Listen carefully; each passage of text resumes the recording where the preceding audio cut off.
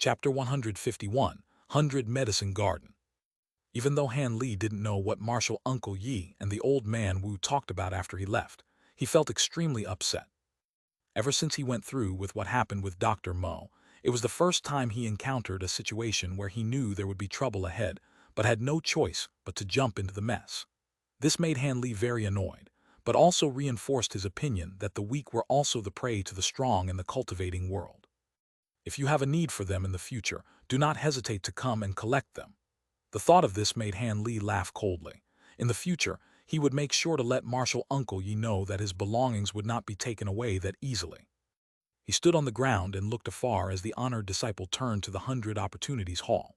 Because the 100 Medicine Garden was not far ahead, the owner of the medicine garden set up some small restrictive formations on the small valley in between the two hills to keep outsiders from intruding. Han Li came across some of the nearby restrictions after walking for a small distance. His path was blocked by a white light. However, he didn't panic. Instead, he raised a piece of jade tablet and shined it in front of him. A green light immediately shot out from the tablet and into the restrictions. Han Li then waited patiently. "Come in," a dry voice came from inside, but it sounded as if the source was right by Han Li's ears. Then the restrictions in front of him all disappeared, melted away like snow. Seeing this, Han Li didn't dare to linger and walked inside with haste. Following the small path in front of him, Han Li stopped at a courtyard with a plaque that read 100 Medicine Garden. The courtyard was at least a few acres large. Before he even entered the courtyard, a thick smell of medicinal herbs came from inside and aroused Han Li's spirit. "What are you doing standing outside like an idiot? Hurry up and come inside, I still need to go out for errands." Han Li was startled, but immediately followed the order and walked in. Standing inside, Han Li was then able to clearly see the situation inside the garden. In the center of the garden stood a few cottages built from hay and bamboo. The garden itself was surrounded by trenches that were squared out evenly. Each field were filled with greens, and there were many medicinal herbs that Han Li knew of or was familiar with, and some that looked like strangely shaped plants, making the entire garden's spiritual qi overflow. Even when a cultivator like Han Li took a deep breath, it felt extremely refreshing. "Come into the house." The owner of the voice saw him dawdling and seemed to become a little impatient. Han Li smiled lightly and didn't take it to heart as he walked into the cottage. Inside the cottage stood a short, skinny old man. He looked at Han Li, who had just come in, with dissatisfaction. From the old man's looks, he seemed to be around 50 years old. He had a withered and yellow small mustache and a pair of cloudy small eyes that were rolling around. At first glance, he truly looked like a big rat that had successfully become human. "You're the disciple that the 100 Opportunities Hall sent to take care of the garden. You're too young and your skills are too poor. Is the fellow surnamed Yi brushing me off? How come the people he sent are worse and worse every time?" The small, skinny old man's face darkened when he saw Han Li's appearance, and he started ranting. Disciple Han Li greets Senior Marshal Elder Ma. Han Li already knew from the records about the small, old man's strange temper, so he wasn't too surprised about it, and immediately went up and bowed.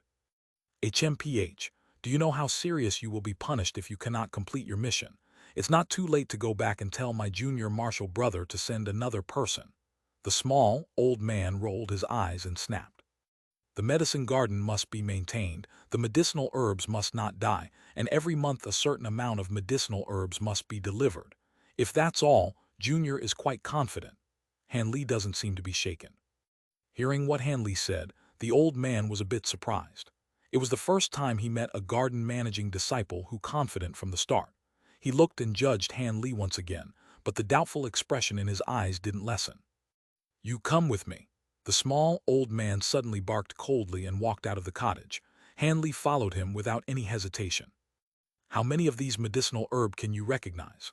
The small, old man pointed at the plants in the garden and stared at Han Li with slanted eyes. "One of 10. Han Li quickly swept his eyes across the garden and replied softly. Hearing Han Li's words, the small old man hesitated a little but laughed coldly right away. "Little fellow, if you truly can recognize 1 out of 10 of the medicinal herbs, I will let you manage the garden and will not utter another word." With that said, Han Li smiled slightly and left the side of the small old man. Midnight flower, yellow ball grass, white crane flower, full moon grass. Han Li took a walk in the garden while casually calling out the names of the medicinal herbs that he was familiar with. At first, the small, old man was looking at him mockingly, but after listening for a while, his face expressed amazement. Han Li mentioned a lot of medicinal herbs that were not well known, and for some of them, even he had to put a lot of work to know the efficacy of the remedy. Han Li's response surprised him. Enough. Han Li had just finished telling less than half of the plants he knew when the small, old man spoke and stopped Han Li's performance. Very good, looks like you're not completely bragging. This medicine garden will be in your management for now. This is the restrictive medallion. Take care of it. The old man's expression showed satisfaction as he dexterously took out a dark green wooden tablet and threw it to Han Li. Inside the house are some notes on my years of experience with growing medicinal herbs. You need to take a good look at them since you're still not familiar with most of the herbs. Don't kill them. The old man touched his mustache and exhorted. Thank you for Senior Martial Elder's reminder. This disciple will keep it in mind, Han Li said respectfully. Cough, I hope your ability is as useful as your mouth. That way I can truly be free from this medicine garden and not delay this elder's cultivation any longer. This medicine garden is Elder's private garden, so if you really can take on this job, Elder will not mistreat you. But I must warn you beforehand, if you can't do it, then get out as soon as possible and have someone replace you. Do you understand? The old man said with both kindness and severity. Hearing his blunt words, not only did Han Li not get mad, he also grew more fond of him. He thought that the old man was a lot better than that martial Uncle Yi. At the very least, the old man wasn't a hypocrite, so he quickly nodded and said, yes.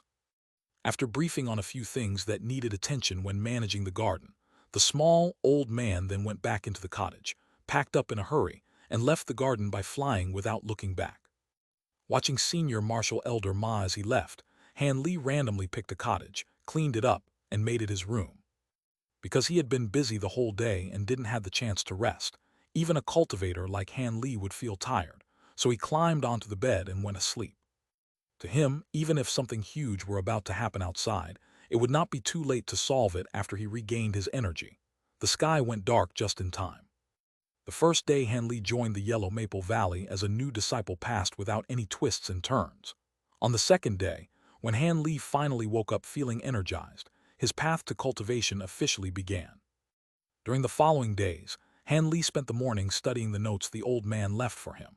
At night, he secretly buried the mysterious little bottle in a corner of the medicinal herb field and covered it up with destroyed magic treasure fragment that he exchanged for a high price to conceal the prodigious sign of it absorbing the spiritual qi.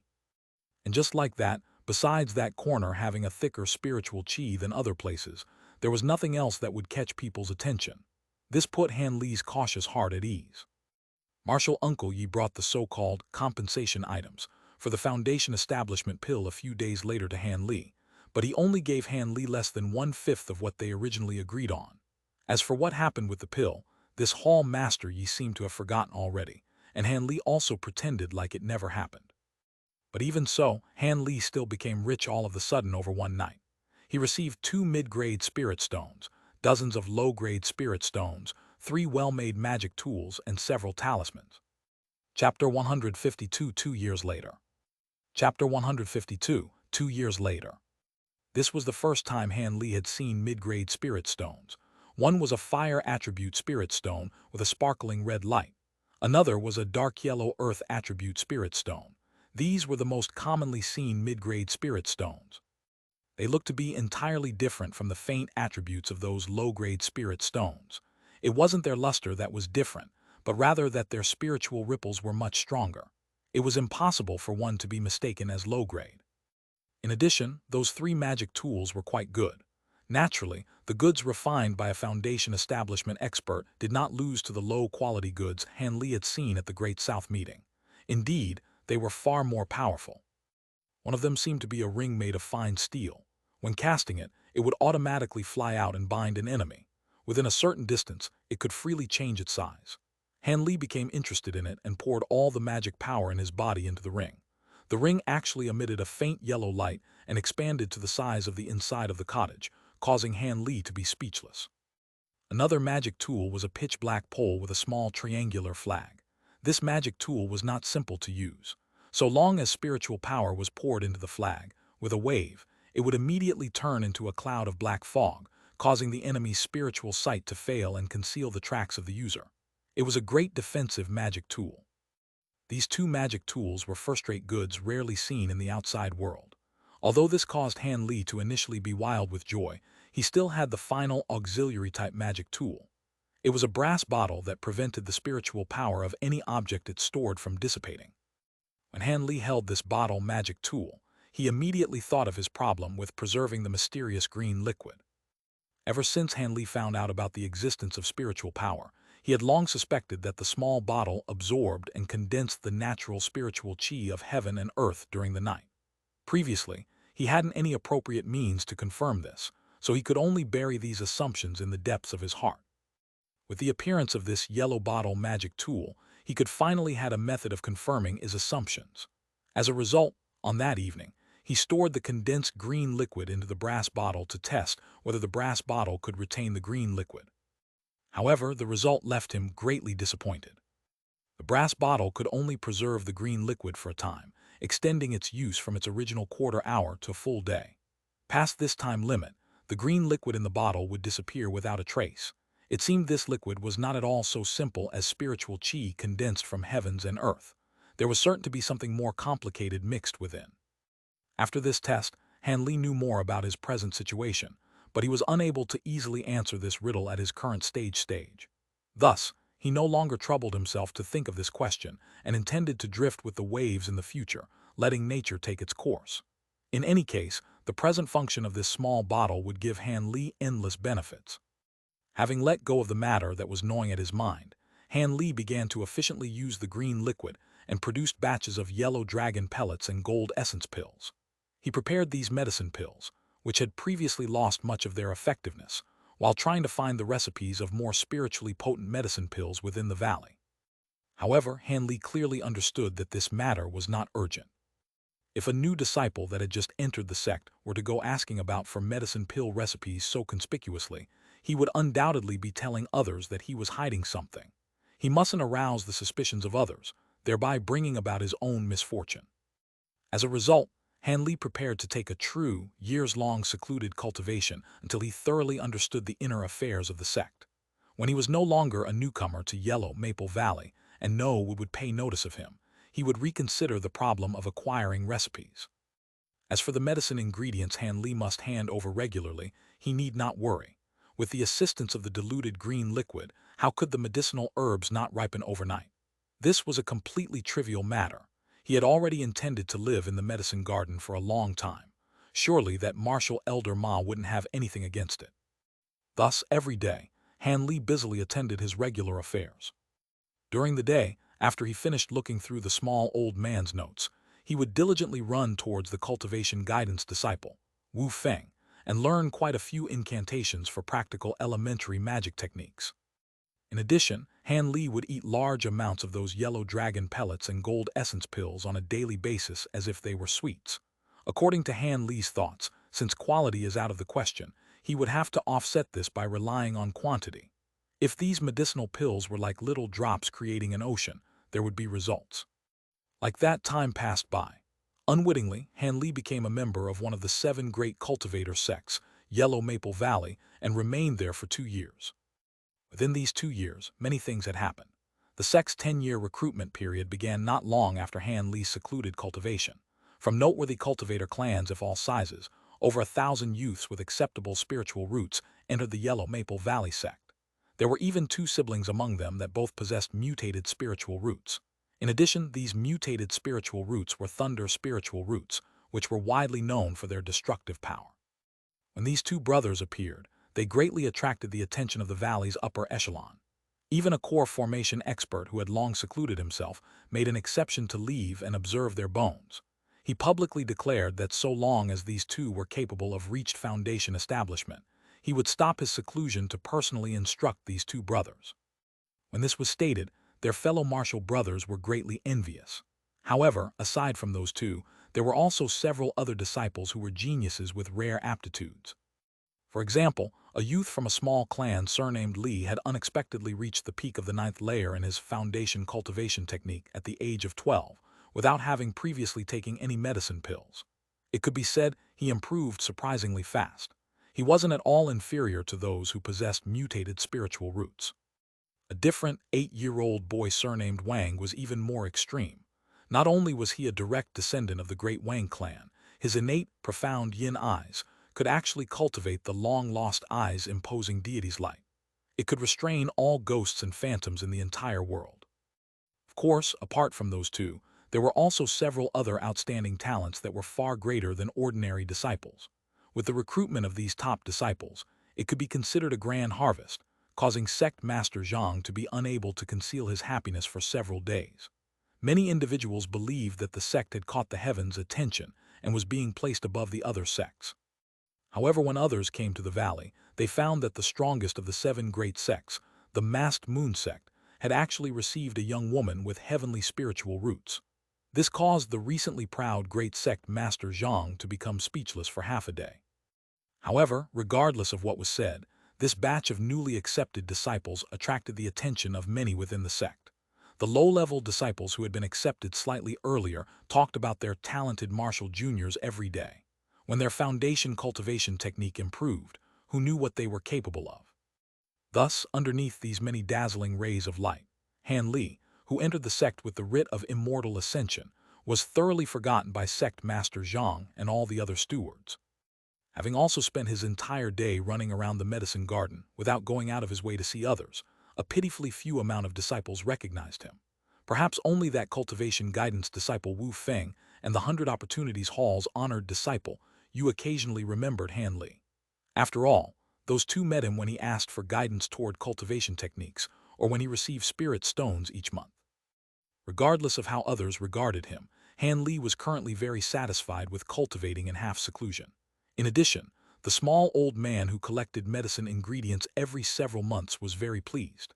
After all, Han Li was able to hand over the required goods on time. Where else could he find a garden caretaker that wouldn't fall behind on his payments? Thus, in order to hold on to this genius garden caretaker Han Li, the old man gave greater and greater spirit stone rewards. From the original 2 low-grade spirit stones, he eventually rose to a monthly 5 spirit stones, causing Han Li to become a large earner among low-level disciples. It should be known that the average income of ordinary disciples was only 3 spirit stones per month. This further greatened Han Li's impression of Martial Senior Ma.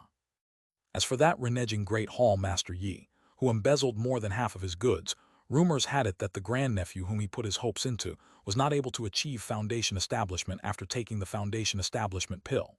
His grandnephew helplessly stayed at the peak of chi condensation, greatly vexing him.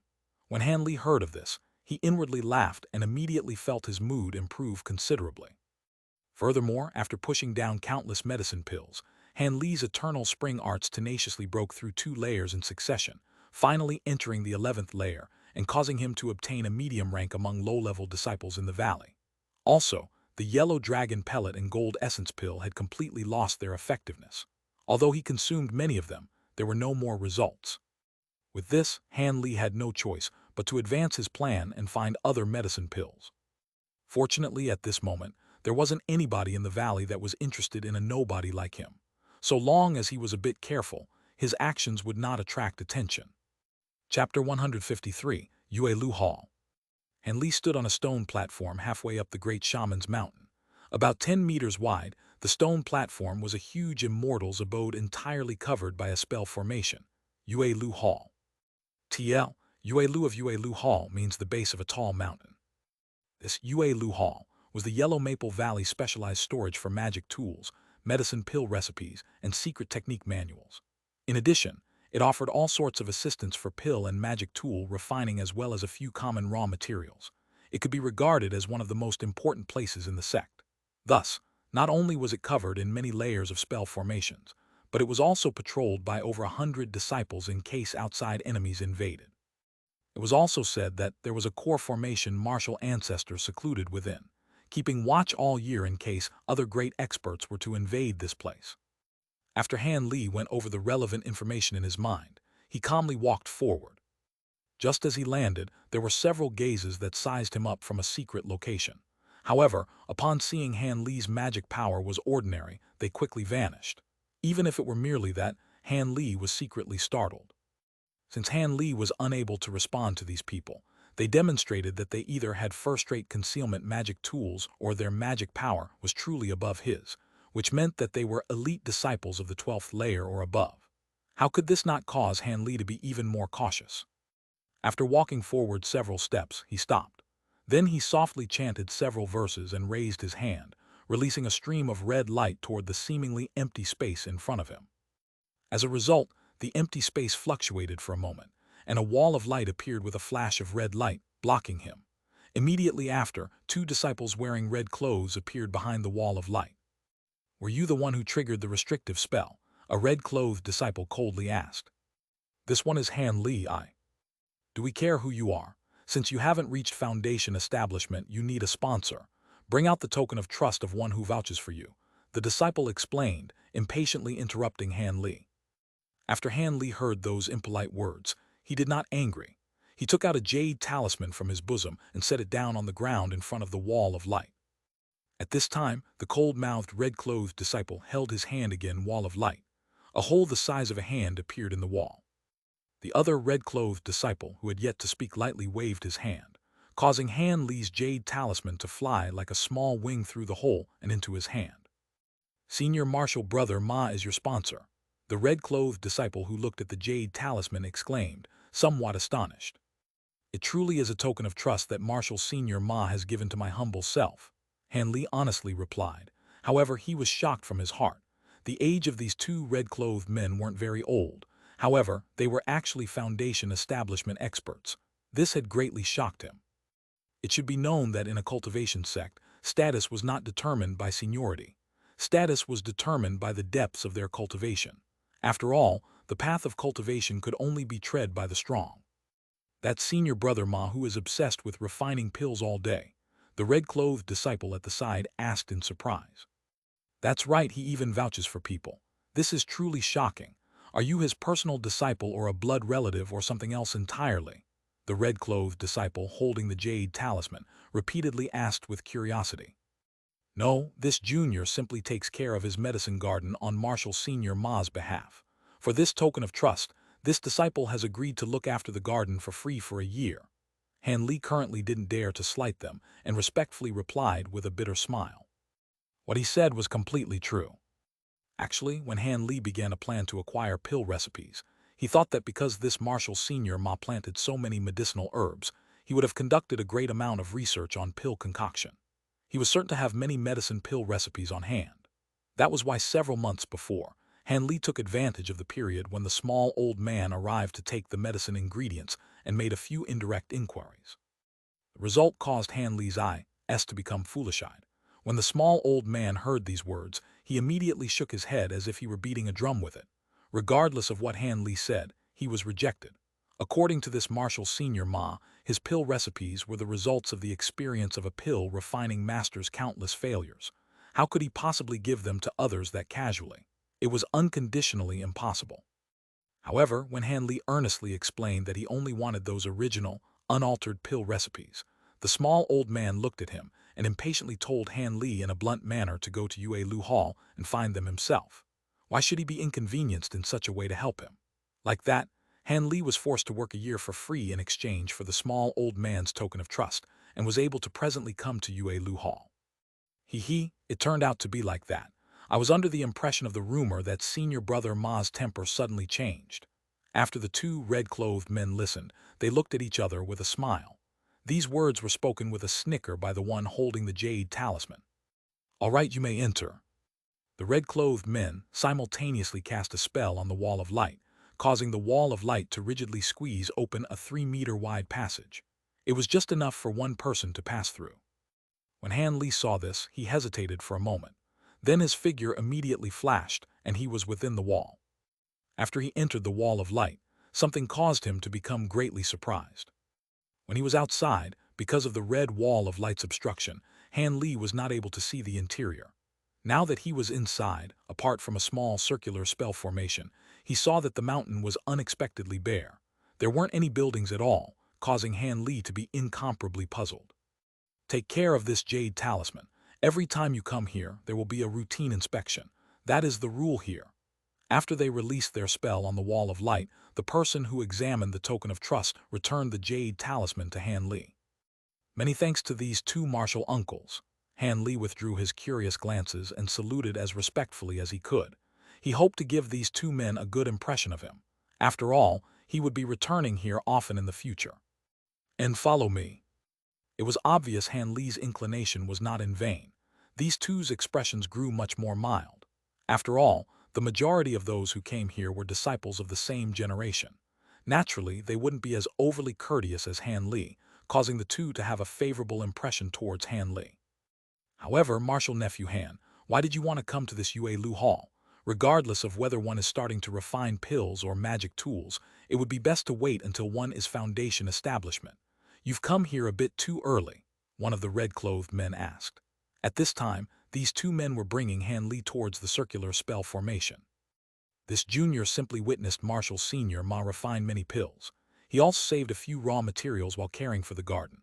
That was why he wished to test his luck and see whether or not he may find a suitable recipe to refine a few medicine pills to progress his cultivation.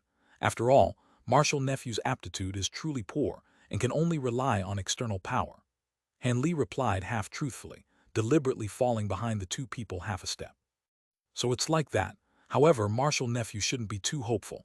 After you enter, you will understand my meaning. The other man lightly shook his head, not very optimistic of Han Li's goal. At this time, the three had already walked in front the circular spell formation. Then, a red-clothed person indicated Han Li to stand in the middle of the spell formation. The two stood to the left and right of the spell formation. Usually, the use of this transportation formation requires the payment of a low-grade spirit stone. However, since it is Martial Nephew's first time, we will exempt you this time. Next time, however, we will be completely acting in accordance to the rules, one of the men said with a weak smile. Just as those words were uttered, the two men each released a stream of red light toward the spell formation in an extremely practiced manner. Then, the several spirit stones embedded in the formation shined brightly. Without having the chance to thank the two, he suddenly felt the sky spin and saw his surround scenery to become indistinct. Then a brilliant light flashed and Han Li arrived in an unfamiliar hall. He was currently standing in a spell formation exactly like the one he had used before. So this was the rumored transportation formation. Truly wonderful, Han Li inwardly exclaimed in astonishment. After his feelings of discomfort from the formation faded away, he swept his gaze across the large, extraordinary hall. Chapter 154, Elder Su and the Scripture Storage. The hall Han Li stood in was very peculiar. The cylindrical-shaped, enormous room was roughly over 100 meters wide and about 15 meters tall. The green stone wall surrounding the area had light red crystals embedded within, and on the floor there was a thin layer of white sand, which made the whole hall seem clean and tidy. But if someone were to look up, they would be stunned to find white stalactites hanging down everywhere from the ceiling. This place was actually a stalactite cave, and it was slightly transformed by people into how it looked like today. Surrounding the hall were 3 evenly spaced tunnels. 2 of the tunnels were marked with the character tool and the character pill. There was nothing carved on the last tunnel, nor were there any labels nearby. Since there was no one in the hall at the moment, Han Li swept his eyes across the room, hesitated a little, and went to the tunnel with the character pill carved at its entrance. The tunnel wasn't long. After more than 10 steps and a turn, a slightly larger house appeared at the end of the tunnel. In the house there was a long table, and an old man with his face glowing stood beside the table as he looked at Han Li with a big grin. And behind the table, there were several old, worn-out shelves against the wall, the tops covered with cauldron furnaces, raw materials, and some other random, strange items that Han Li had never heard of before. The old man, smiling broadly, spoke before Han Li could say anything. "Young friend, you look unfamiliar. It's your first time here, isn't it? Less and less new faces are coming to this damned place. An old fellow like me is already tired of all these stiff, old faces here. It's great to see a younger, new face." The old man shook his head and said with a welcoming tone. Han Li already realized that the heaven eyes technique didn't work on the old man.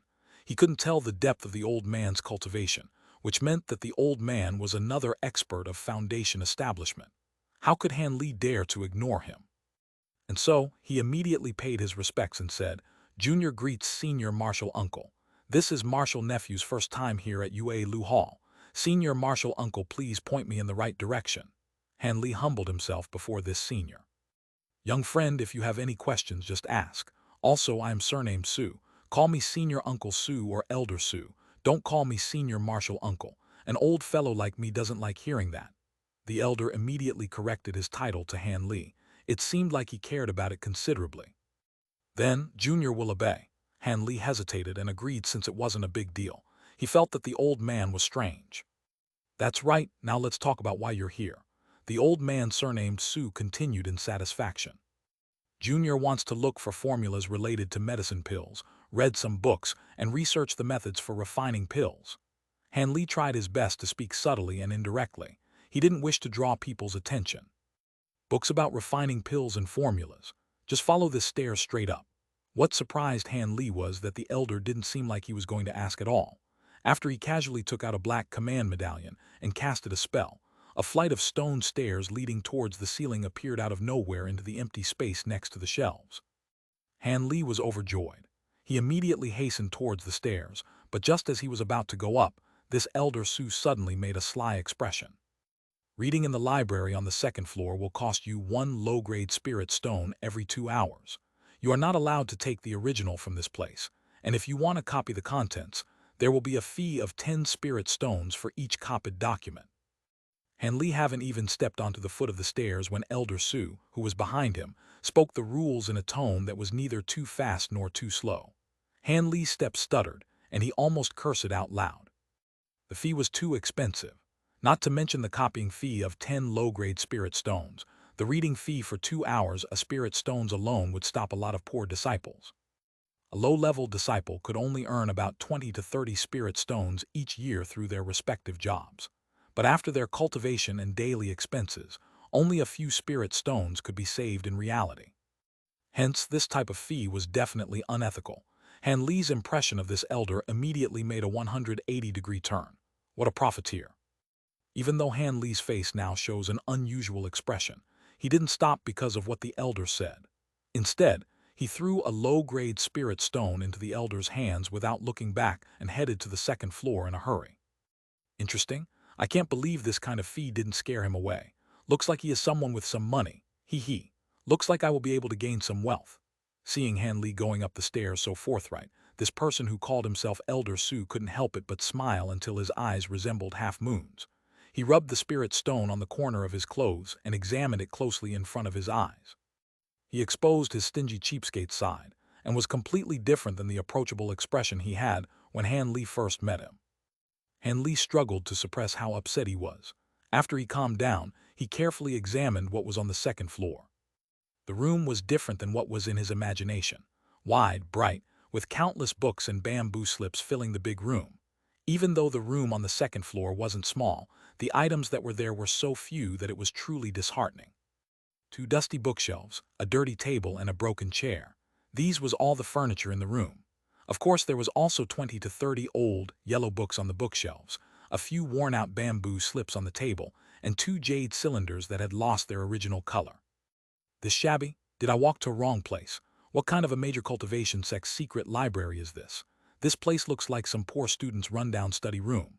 Han Li was hit hard by what appeared before him in the room. If it weren't because he was hesitant due to Elder Su's hidden power, he would have almost certainly rushed downstairs, grabbed his collar, and questioned him. After taking a deep breath, Han Li calmly walked in front of a bookshelf, randomly picked out an old book, and read it carefully. 5 phases of heaven and earth corresponds to the 5 viscera, the location where the acupuncture needle strikes can change one's life essence. He only read the first few lines of this book, immediately felt surprised, and closed the book to look at the cover. Hua Clan's secret acupuncture technique. These 5 words appeared in front of Han Li's eyes. Han Li's facial expression immediately darkened, but not because the book wasn't exceptional. The records in this book described the rare method of acupuncture, which could even cure patients who were on the edge of dying and stimulate the patient's potential. But what did acupuncture techniques have to do with refining pills? What was even more staggering was that he had already read this book countless of times back when he under Dr. Mo's tutelage. He even memorized it by heart. This was supposed to be a medical book in the secular world. Why would it be here? A series of questions popped into Han Li's mind, and it made him lock his eyebrows in confusion. But when his eyes landed on the rest of the books on the bookshelves, he had an even more ominous feeling about it. Han Li went through the rest of the old books in a hustle. After going through every single book, his face darkened a little more. And after he went through all the books on another bookshelf, Han Li's expression was as dark as the sky before a storm was about to hit. None of the 20 books were about refining pills. They were either methods used to save patients or home remedy for strange and complicated diseases. The most absurd thing was that there was even a poison expert's narration about ways to use poison.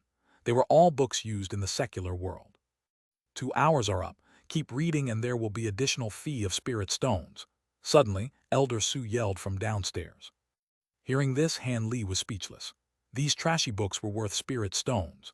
But when he turned and looked at the items on the table, he felt doubtful, took out another spirit stone, and threw it down to the foot of the stairs. I received the spirit stones, young friend. Keep reading. This elder will stop interrupting. Elder Su grinned and spoke from downstairs. Han Li stopped paying attention to the elder because he knew clearly that to the old man who didn't hide his desires, whether or not he paid his respects wasn't important. What was important was that Han Li kept giving him more spirit stones and letting him make a profit. But Han Li didn't plan on wasting another spirit stone, so this time he moved faster when going through the bamboo slips on the table with a speed that was obviously faster than before. He only had to go through the contents briefly instead of reading them sentence by sentence. Under the smooth, white light coming from a giant moonlight stone on the roof, Han Li's mood went up and down while flipping through the bamboo slips. After he went through all of the bamboo slips, Han Li put the bamboo slips back to where they came from and sighed softly. This time, these bamboo slips really did contain formulas and reports for a few medicine pills, but unfortunately, judging from the ingredients, these medicines all had effects similar to the yellow dragon pellet and the gold essence pill. To Han Li, whose eternal spring arts was currently at 11th layer, they didn't have much effect on him anymore. Therefore, Han Li's only hope was on those 2 jade cylinders that were the size of his fist. Hopefully, what they recorded would not let him return empty-handed. Chapter 155 Depression. Chapter 155 Depression. Han Li picked up the jade cylinder and blew it, exposing its true emerald green glisten. He pressed the cylinder against his forehead and slowly submerged his mind within it. An astonishing medicine pill refining formula appeared in his head. Unexpectedly, it was the Foundation Establishment pill refining formula that Han Li had longingly yearned for. The process had quite a few steps, spanning from gathering raw materials to condensing the pill. This discovery gave him a delightful surprise. For a while, he didn't go see the other jade cylinders. Then he hastily skimmed through its entirety. However, when his spirit read the words "must be refined with innate true fire for success," Han Li stared blankly for a moment with a feeling of great foolishness. Innate true fire was a Taoist astral fire that only Foundation Establishment experts possessed. It was a basic magic that only one possessing the cultivation of Foundation Establishment could perform. Its power could be gradually strengthened when refining qi during meditation to the point where, after one achieves core formation, the true fire could become a samadhi fire from legend, capable of charring everything under the heavens. However, how could Han Li, a qi condensation cultivator, possibly draw out this innate true fire? Only after he entered Foundation Establishment would he be able to ignite it. However, if Foundation Establishment pills were required to become Foundation Establishment, and refining them required Foundation Establishment's innate true fire, then they were truly interlocked in a vicious, unbreakable circle. This made Han Li depressed to the point of wanting to knock his head against the wall. To find a Foundation Establishment expert to help him refine pills was completely unacceptable. This was equivalent to exposing the secret of the small bottle to them. That assistant he asked for help would be likely to become his very own murderer.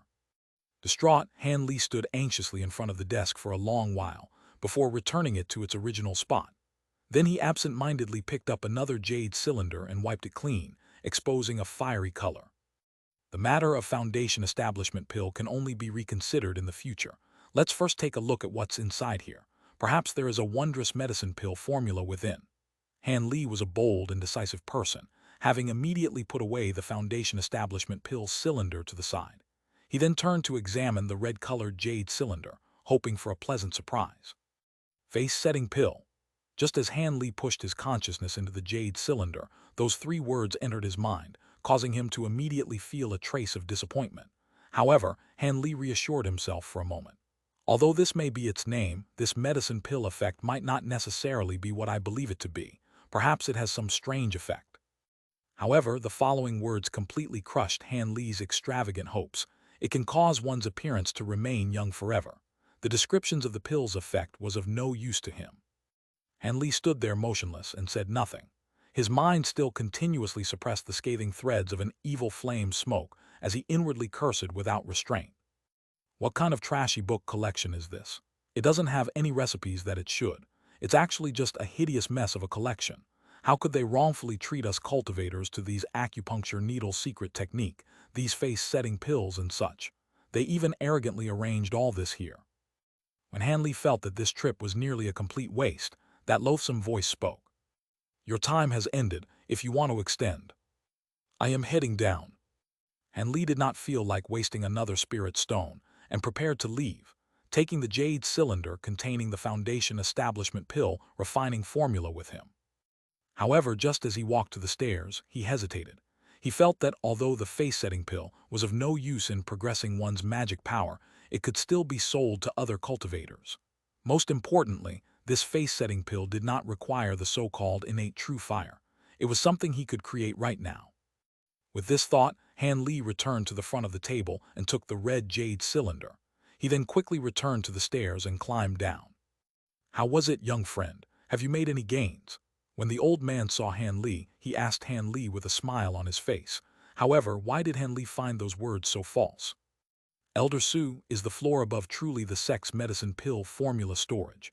How could there be so much rubbish and trash? Is there some other collection room?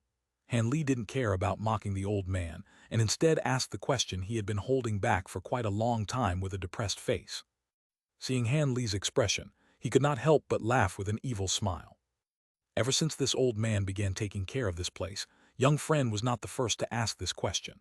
Almost every disciple who arrives at Yue Lu Hall for the first time and looks upstairs asks this old man that same question. However, if you want to know the entirety of this matter, this elder Su deliberately dragged out his sentence, but the meaning of his words could not be more obvious. He had a rigid expression that demanded payment, truly rendering Han Li speechless. This person before him, a foundation establishment expert, was clearly a profiteer from the secular world with the appearance of stingy cheapskate. Currently, Han Li finally realized why he did not want him to call him Marshal Senior, and instead address him as Elder. If he were to perform those actions as a Marshal Sect Senior, then he would not be able to brazenly profit from these small tricks with his superiors pretending not to notice. Han Li raised his eyebrows for a moment. Without saying anything further, Papa, he placed the two jade cylinders in front of the old man's table. This junior originally thought to copy these jade cylinders. However, it seems that I currently do not have enough spirit stones. Since it's like that, this junior will only copy one. As for the other, this junior will save it for the next trip. Having lived in the secular world for so long, Han Li slightly struck back to avoid his appetite from growing larger. Young friend wants to duplicate two of them. The elder Su greatly smiled and widely opened his eyes. Originally, yes. However, this junior wishes to learn the answer to the previous question, and he doesn't have enough. Since young friend is this frank and straightforward, I will naturally answer that previous question free of charge. Let this old man first give copies to this young friend. The old man hastily grabbed the two jade cylinders and took two white jade cylinders from the shelf behind him. He hastily duplicated them, fearful of Han Li going back on his word. The duplication is complete, take care of them well. The old man's movements were incomparably quick, leaving Han Li dumbstruck until he received the jade cylinder copies. After Han Li received the duplicates, the old man then looked at him with a "why are you still not quickly taking out the spirit stones?" expression. The corner of Han Li's mouth twitched, then he opened his mouth to say something. However, he didn't say anything. After a moment of silence, he neatly took out 20 low-grade spirit stones from his storage pouch and wordlessly handed them over to the old man. The old man took the offered spirit stones with a happy grin, and for a short while, he was unable to conceal his happiness. Only after he counted the spirit stones 3 to 4 times did he notice Han Li waiting to his side for a reply. At this moment, Elder Su was perfectly content with the spirit stones he received, and sized Han Li up with a gaze like Han Li was a rich man. You truly cannot judge a person by their appearance. Young friend's background was unexpectedly this profound and was truly to this old man's surprise. Although this old man is greedy, he is a man who keeps his promises. Today, if young friend has a question, do not hesitate to ask. This old man will definitely satisfy and repay young friend. After the old man returned his gaze toward him, he solemnly said this with an unexpectedly serious and proper image. Han Li was slightly surprised, but without a trace of politeness, he requested the answer to the previous question. The answer is quite simple. The majority of medicine pill recipes were lost long ago, not only for our Yellow Maple Valley sect, but also for the other sects. Even the entire cultivation world is like this, the old man leisurely answered. When Han Li heard this, he was startled and looked at the old man with a puzzled gaze. Young friend, calm down. It will be clear once you think about it. Why are medicine pill recipes valuable? Naturally, it is because they are capable of using heavenly materials and earthly treasures to create medicine pills for us cultivators to consume. However, young friend did not think about this before. In this world, heavenly materials and earthly treasures are quite limited. In addition, each plant requires hundreds if not thousands years to mature and be of use. During this time, the amount of cultivators do not decrease but instead increase year after year. As a result, the materials used in these pill recipes gradually grow sparse, eventually becoming completely extinguished. By the time the people of the cultivation world took notice of this grave problem, the heavenly materials and earthly treasures of this earth were long gone.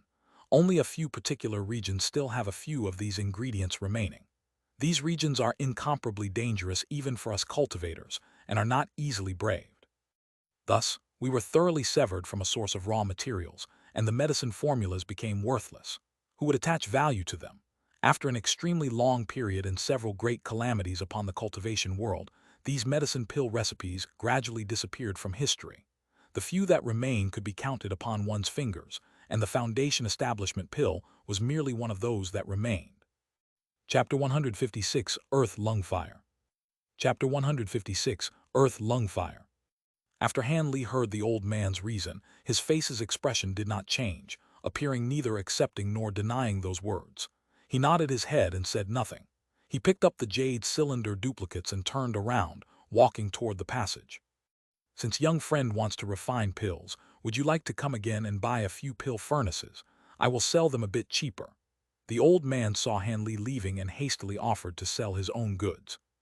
I do not need them. For the time being, I cannot use them. Han Li did not turn around and simply waved his hand goodbye. That is truly unfortunate. This pill furnace of mine can bear the high temperatures of earth fire, Elder Su regretfully said, having seen that his business was not successful. Earth fire, Han Li stopped at the entrance of the passage. It is earth lung fire, a bit more impressive than innate true fire, the old man indifferently mentioned. Isn't it said that pill refinery requires innate true fire? Can this earth fire replace it when refining pills? Han Li tried his best to keep his voice calm. However, his heart was thumping greatly. He knew that he might have already found a solution out of his Foundation Establishment pill refinery predicament. It seems young friend is completely ignorant that earth fire has long replaced innate true fire in pill refinery. However, this is nothing serious. Basically, those who have learned a thing or two about pills should all know this. I will explain this to young friend free of charge. The old man saw Han Li's interest, causing his spirit to stir. He even deliberately added the words free of charge as an especially heavy bait. How could Han Li not hear the meaning in the other party's words? He could not help but bitterly smile. The old man clearly implied that, although he would tell him free of charge, he would only speak a sentence for free. To say 7 or 8 sentences free of charge, the difference was far too great. However, this matter was of great importance, and Han Li would not be able to tangle with him once more. As a result, he directly walked back and instantly agreed. So long as Elder Su's words about earth fire are true, then I will select one of your pill furnaces. My pill furnaces are absolute top-quality goods. They are certain to satisfy young friend. Elder Su saw that an agreement was smoothly met and could not help but smile with squinted eyes.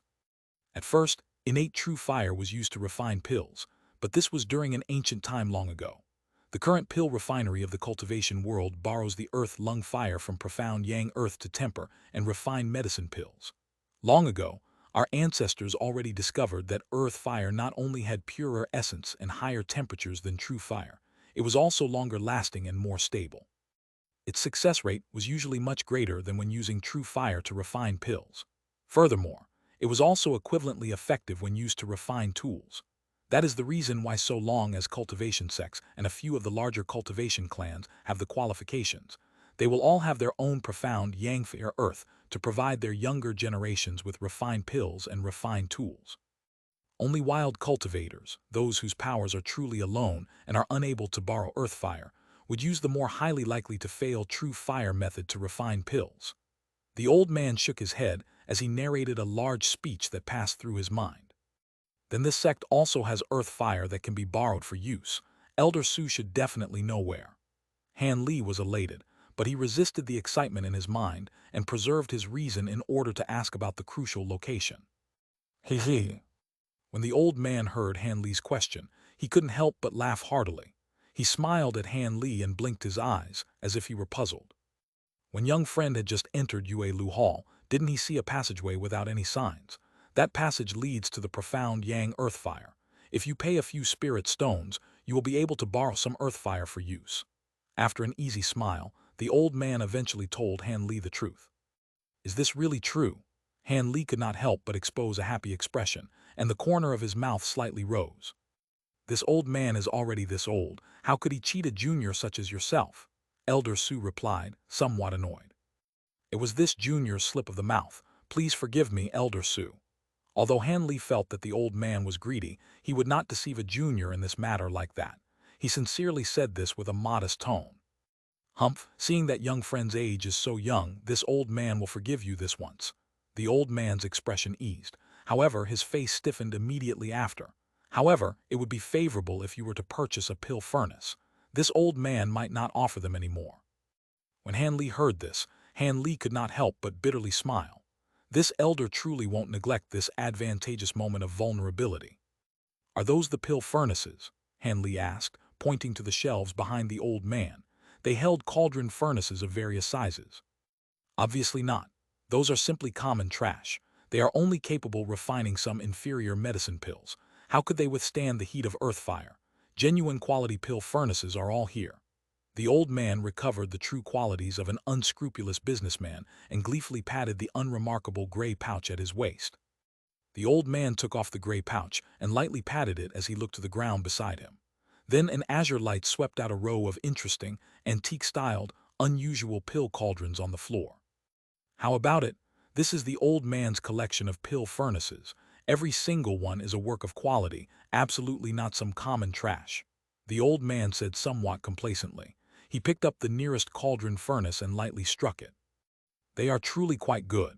Once the cauldron furnaces appeared, Han Li sensed that they emitted traces of spiritual qi. He couldn't help but let out a soft yi. However, this actually made him more interested in the old man's unremarkable pouch. This was absolutely a high-grade storage pouch that exceeded the capabilities of his own storage pouch.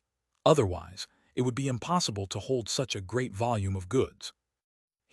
This old man wasn't boasting. Su Mu is truly an expert at refining cauldron magic tools. Most of the sect's low-level disciples' cauldron furnaces come from this old man's hand. These few are the finest of the finest. The old man saw Han Li become somewhat moved and was unable to contain his joy. Han Li faintly smiled and did not speak any words of retort. He calmly walked next to the cauldron furnaces and looked down, beginning to choose. This is a Rahu cauldron. It is capable of absorbing a flame's high temperature, generally increasing the success rate of medicine pills.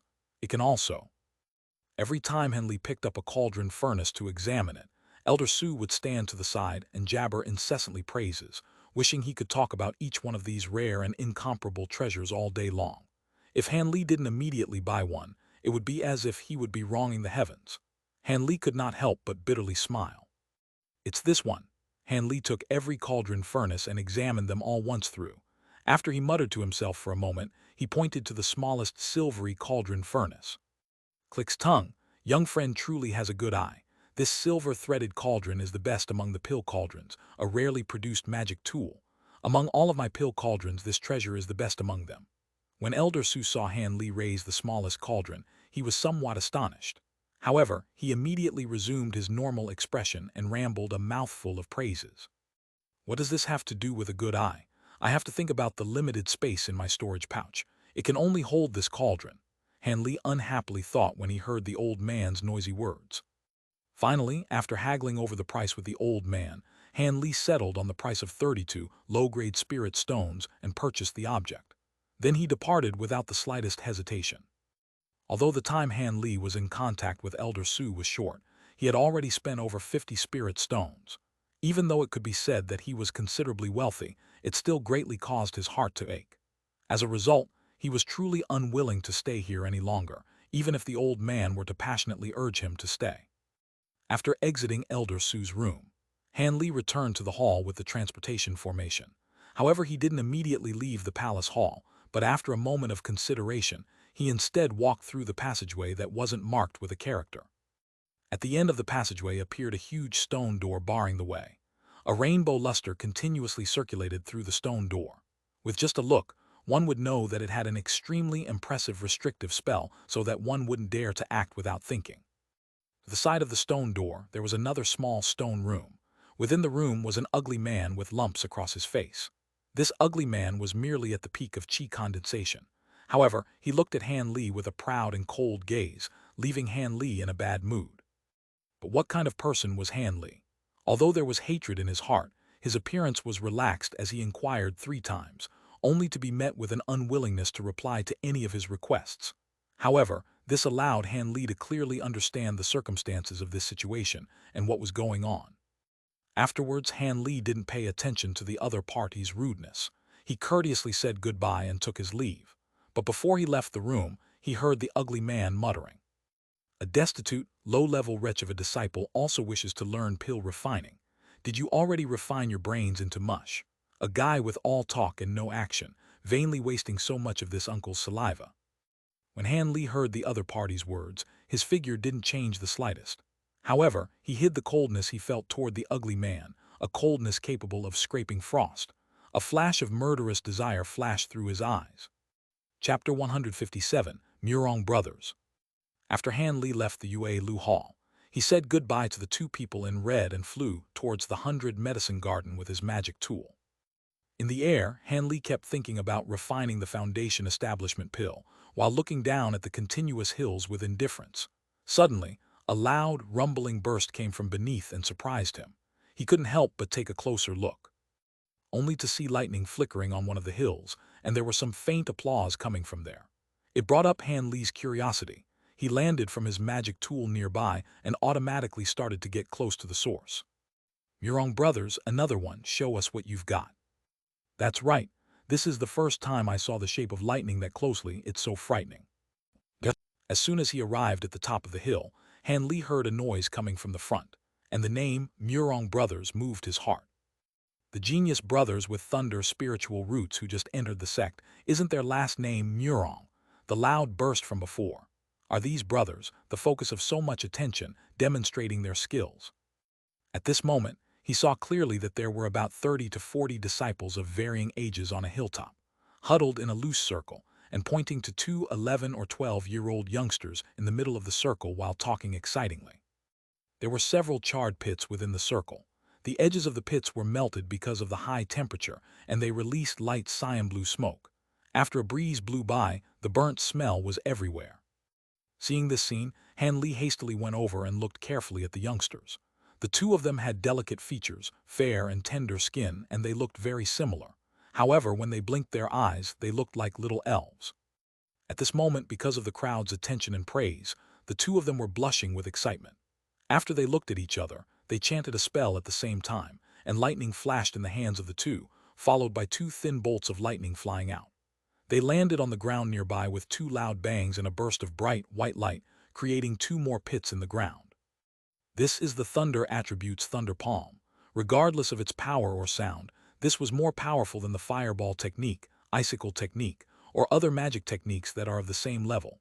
Thunder Attribute magic techniques are indeed the most destructive magic techniques. Han Li was astonished and also envious of the brothers' spiritual roots attribute. Obviously, Han Li wasn't the only one with this mentality. The other disciples who were watching them were also looking at the 2 with envious looks, while hating themselves for not being blessed by the heavens with this kind of high-grade attribute that made everyone jealous. The brothers demonstrated their thunder spell a few more times among the crowd of applause, but their strength were clearly starting to fall behind their will. After all, they were still too young. That's it. It seems the power of thunder spiritual roots is merely this. I say it's probably not even as good as my wind spiritual roots. Just then, a lousy man's voice sounded from the crowd across where Han Li stood, and the surrounding people couldn't help but look in that direction. A young man and woman were standing together side by side. The man was tall and handsome, and the woman was beautiful like a flower. They were obviously a pair of couple who were madly in love. That man looked proud and seemed to be dismissive of the Murong brothers, Thunder Palm, and the woman was blushing because so many people were looking at her. Her reddish face was even more charming. Who is this man? He's so wild. Wine spiritual roots. Isn't that also a type of mutated spiritual roots? This man has mutated spiritual roots. I know this man. He is Senior Marshal Brother Lu, and he indeed has mutated spiritual roots. His wind spells can be very powerful. Even if he also has mutated spiritual roots, why is he saying things like this? Maybe it's out of jealousy. After all, back then among the low-level disciples, he was the only one who had mutated spiritual roots. But now, there are suddenly two more who are even more qualified than he is. Of course he would feel unbalanced. What's so narrow-minded? Hush, be quiet, don't let him hear this. He's very vengeful. Being targeted by him would be very terrible. Because of the young man's appearance, everyone around were whispering together. It appeared that this person wasn't that popular around here. HMPH, little fellow, I will show you what real mutated spiritual roots are. The young man's face sank when he saw people discussing him like this. He walked into the circle and declared proudly, "The two of you, feel free to attack me with your thunder spells. If I dodge for even a half step, I will kowtow and admit my wrongs to you two little demons." Seeing Senior Marshal Brother Lu being so arrogant and looking down on them for no reason, the Murong brothers were so mad that their faces became pale. "You're not gonna dodge." "Of course. And no magic tools allowed." "Yes." The two brothers were indeed biological brothers. They each added a rule favoring them and finalized it. The young man was also arrogant, so he didn't even take the two brothers seriously and accepted their conditions without any objections. "Good, then us two brothers will take care of Senior Marshal Brother," the two teenagers said angrily in unison. "Senior Marshal Brother Lu, will you be okay like this?" The young man's female companion started to worry. He, what's there to worry about dealing with two kids? Marshal Sister Cheng can rest assured." The young man waved his hand indifferently and stood in front of the Murong brothers in an ostentatious manner. The two youngsters looked at each other and suddenly came close together. They each held out their hand and took each other's hand, while the other finger pointed to the sky. Together, they chanted the same exact spell. Seeing this, the young man sneered and casted a defensive spell onto himself. A cyan blue mask immediately surrounded him and wrapped him tightly inside. Thunder Chain Strike. Biological brothers finally finished casting their spell, and they pointed their finger at the top of the young man's head. A dark cloud about the size of 10 meters appeared above him. A white light flashed in the cloud, and a lightning bolt as wide as a finger landed on the cyan blue shield. The lightning hit the shield so hard that the shield shook violently, and the young man's expression changed. Apparently the power of the lightning was out of his expectations. But this lightning shock was just the beginning. From the dark cloud that was floating in the air, more of the same lightning attack fell and hit the shield until it flickered and grew dark, on the edge of breaking apart.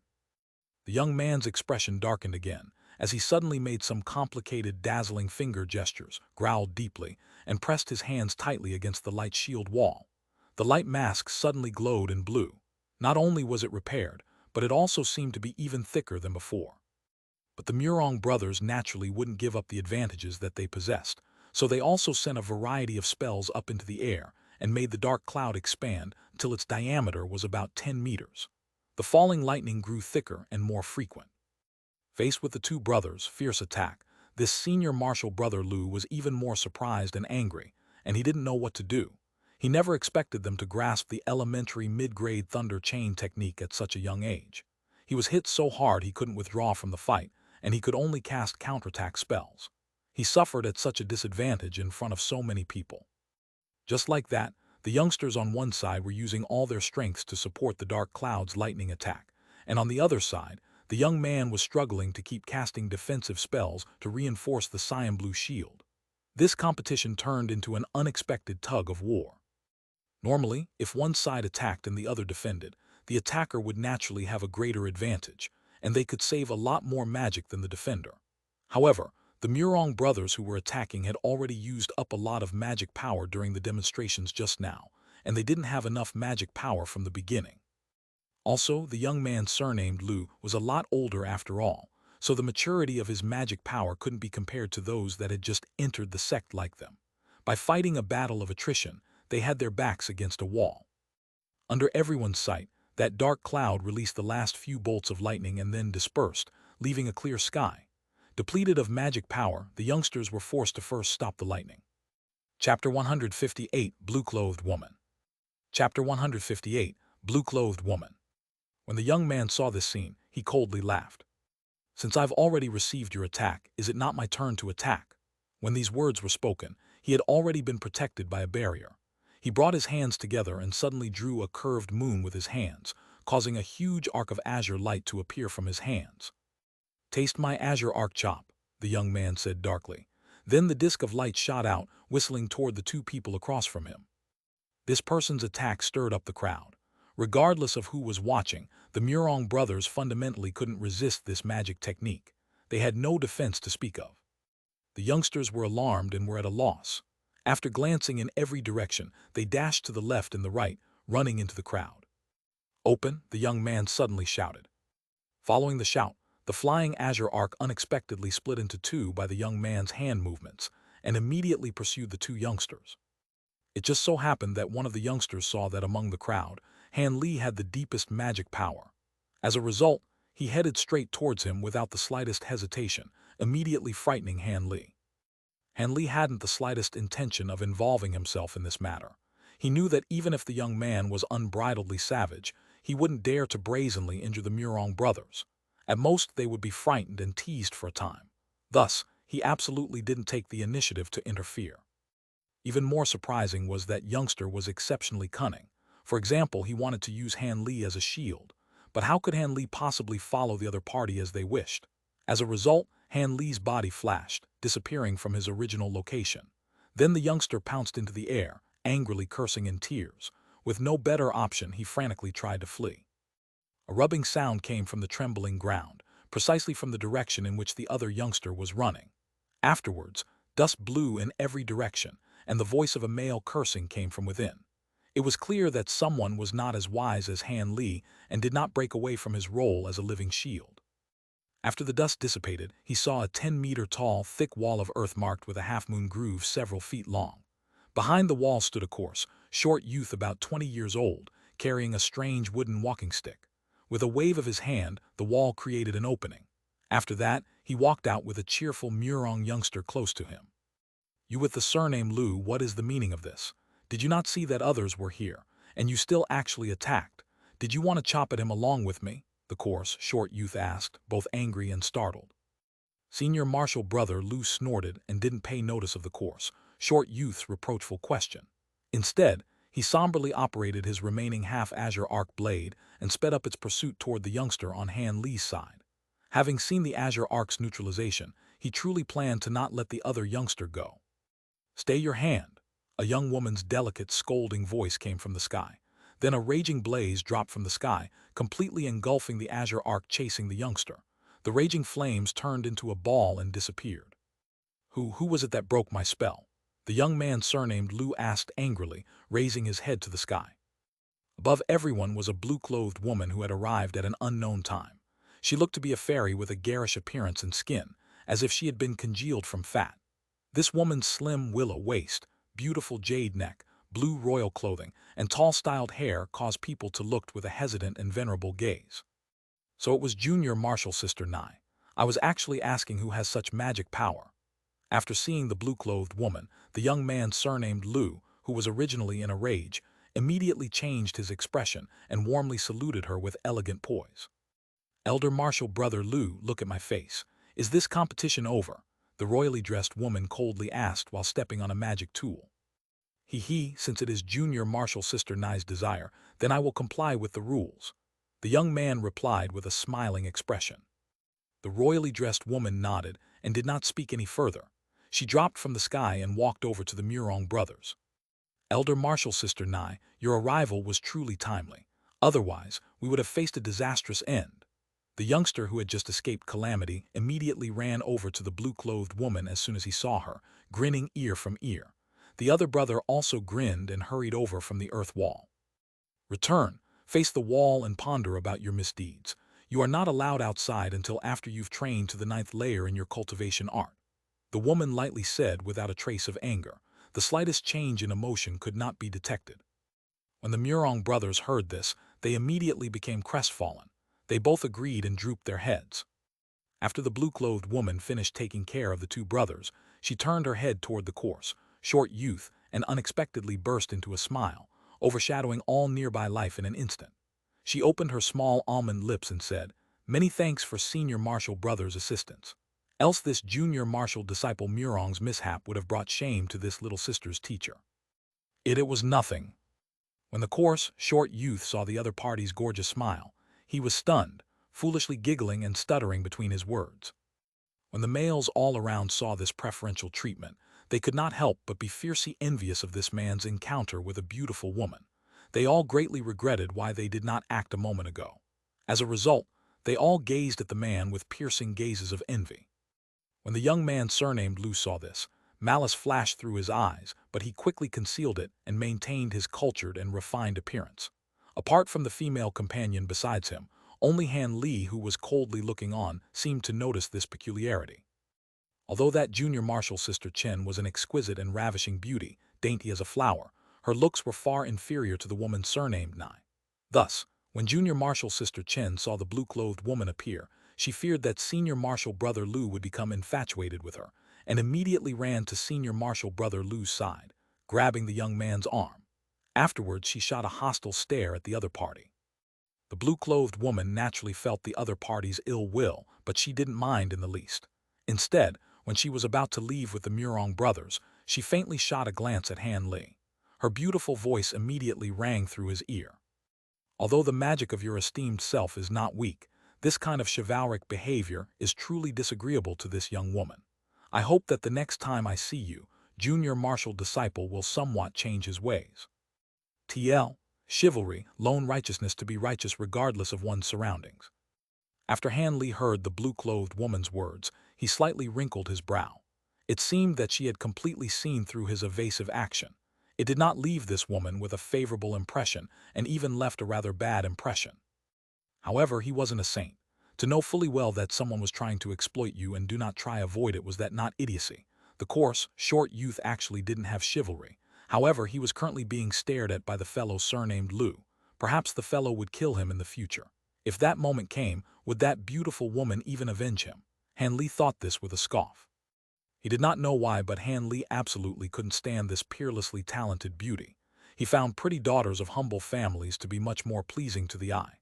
Thus he didn't care even the slightest what this senior martial sister Nai thought. He only hoped that she would not pay attention to him. At this moment, there was no trace of the beautiful, blue-clothed woman and her company. After senior martial brother Lu took a fierce glance at the coarse, short youth and departed from the mountaintop with his female companion, the remaining people had nothing left worth seeing and disorderly dispersed. Han Li departed on the flying magic tool and returned to the 100 medicine garden.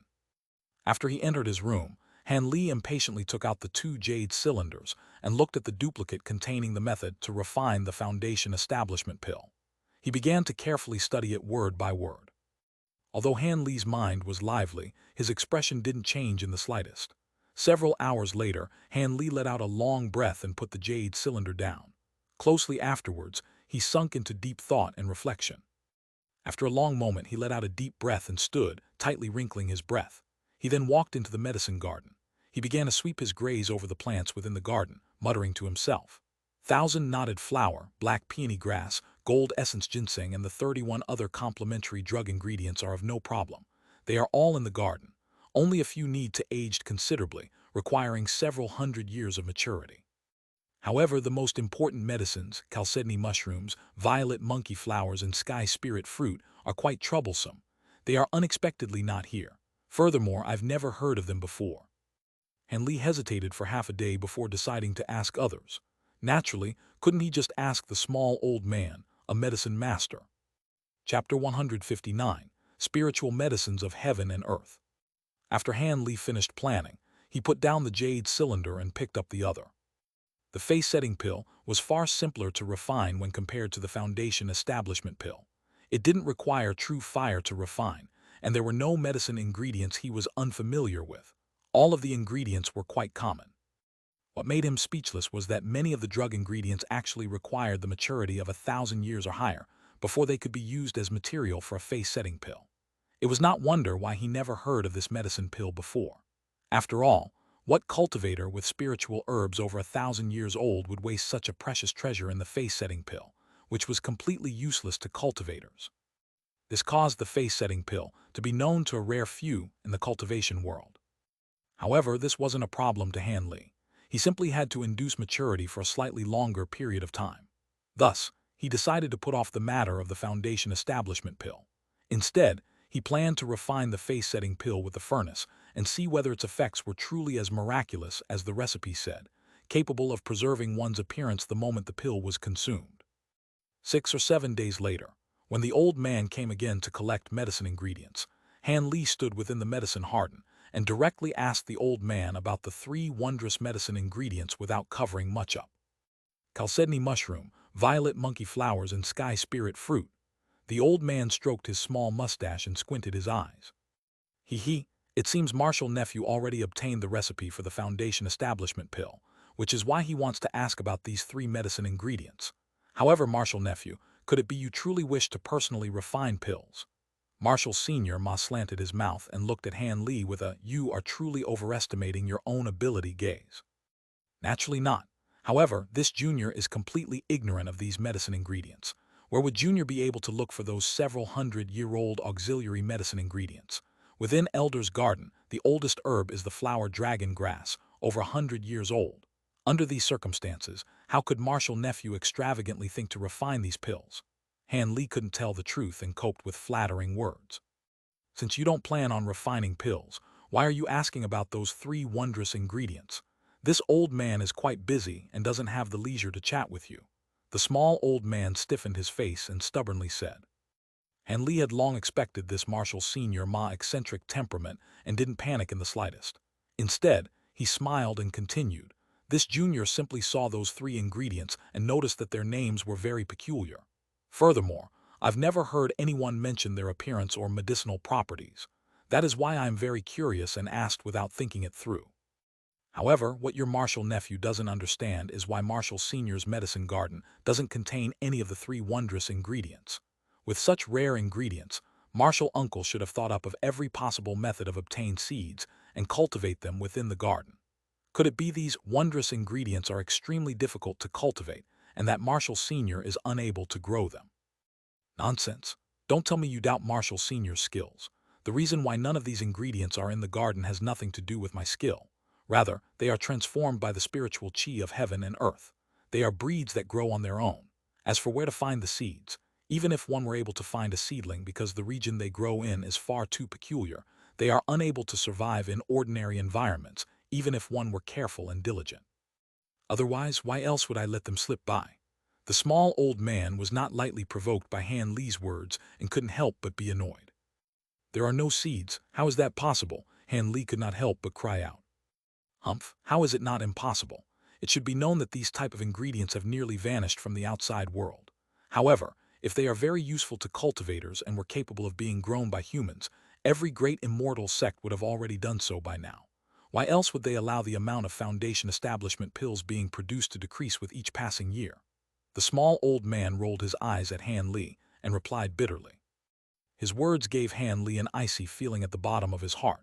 The maturing effect of the green liquid was great. However, if there simply weren't any seeds at all, how could he induce maturation? How could he create something from nothing? If there is nothing else, then I will leave first. After 2 months, I will come back and take more medicine ingredients. This Marshall Sr. didn't notice the changes in Han Li's face and instead turned around, preparing to depart. However, every 10 years a batch of foundation establishment pills are produced. Where do they come from? If what Marshall Sr. says is true and the ingredients grow in peculiar environments, then there must be a fixed location where they grow. Han Li's mind went through a lightning-fast revolution and immediately thought of another method. It didn't matter if there were no seeds since there would at least be immature sprouts. He could find a few and induce maturation. As a result, he hastily asked this. It seems your curiosity is not small at all. However, I urge you to stifle the thought. If you go to that sinister region to find those 3 wondrous ingredients, it would be equivalent to suicide. The small old man lazily turned his head. After coldly uttering those words, he paid no more attention and flew off. Han Li was left stunned, standing in his original spot without moving for a long while.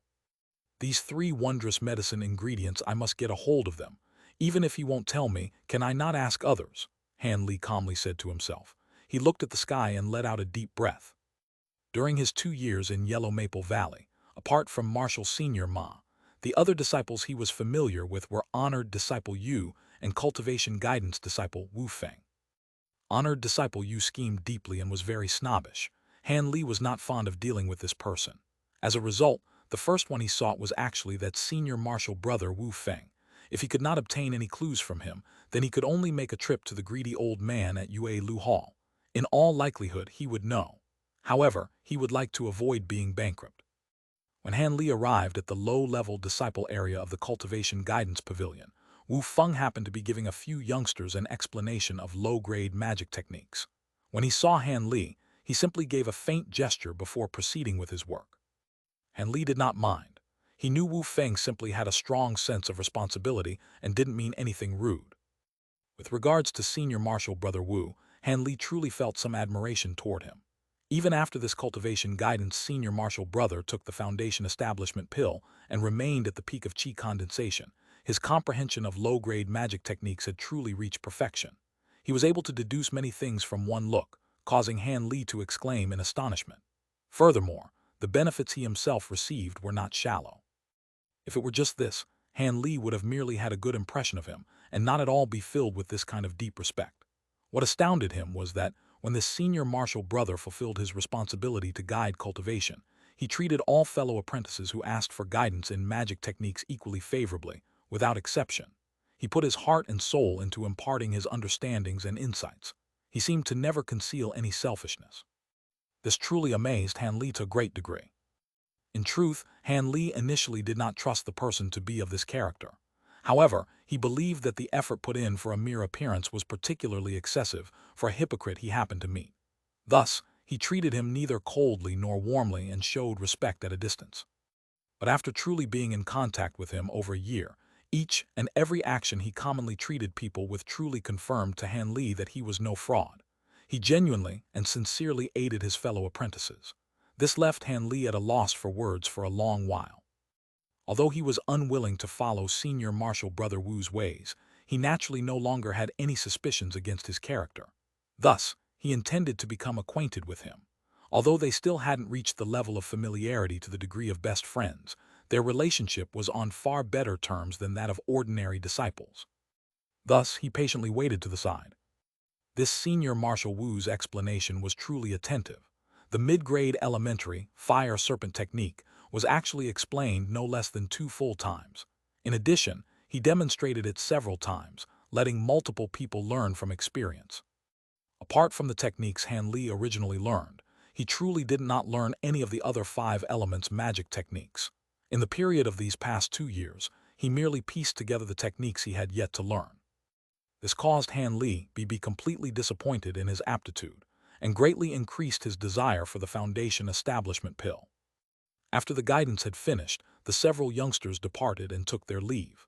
Wu Feng then asked Han Li with a smile, "Junior martial brother Han, you haven't come here for quite a while. Have you decided to begin learning mid-grade magic techniques?" When Han Li heard this, he bitterly smiled.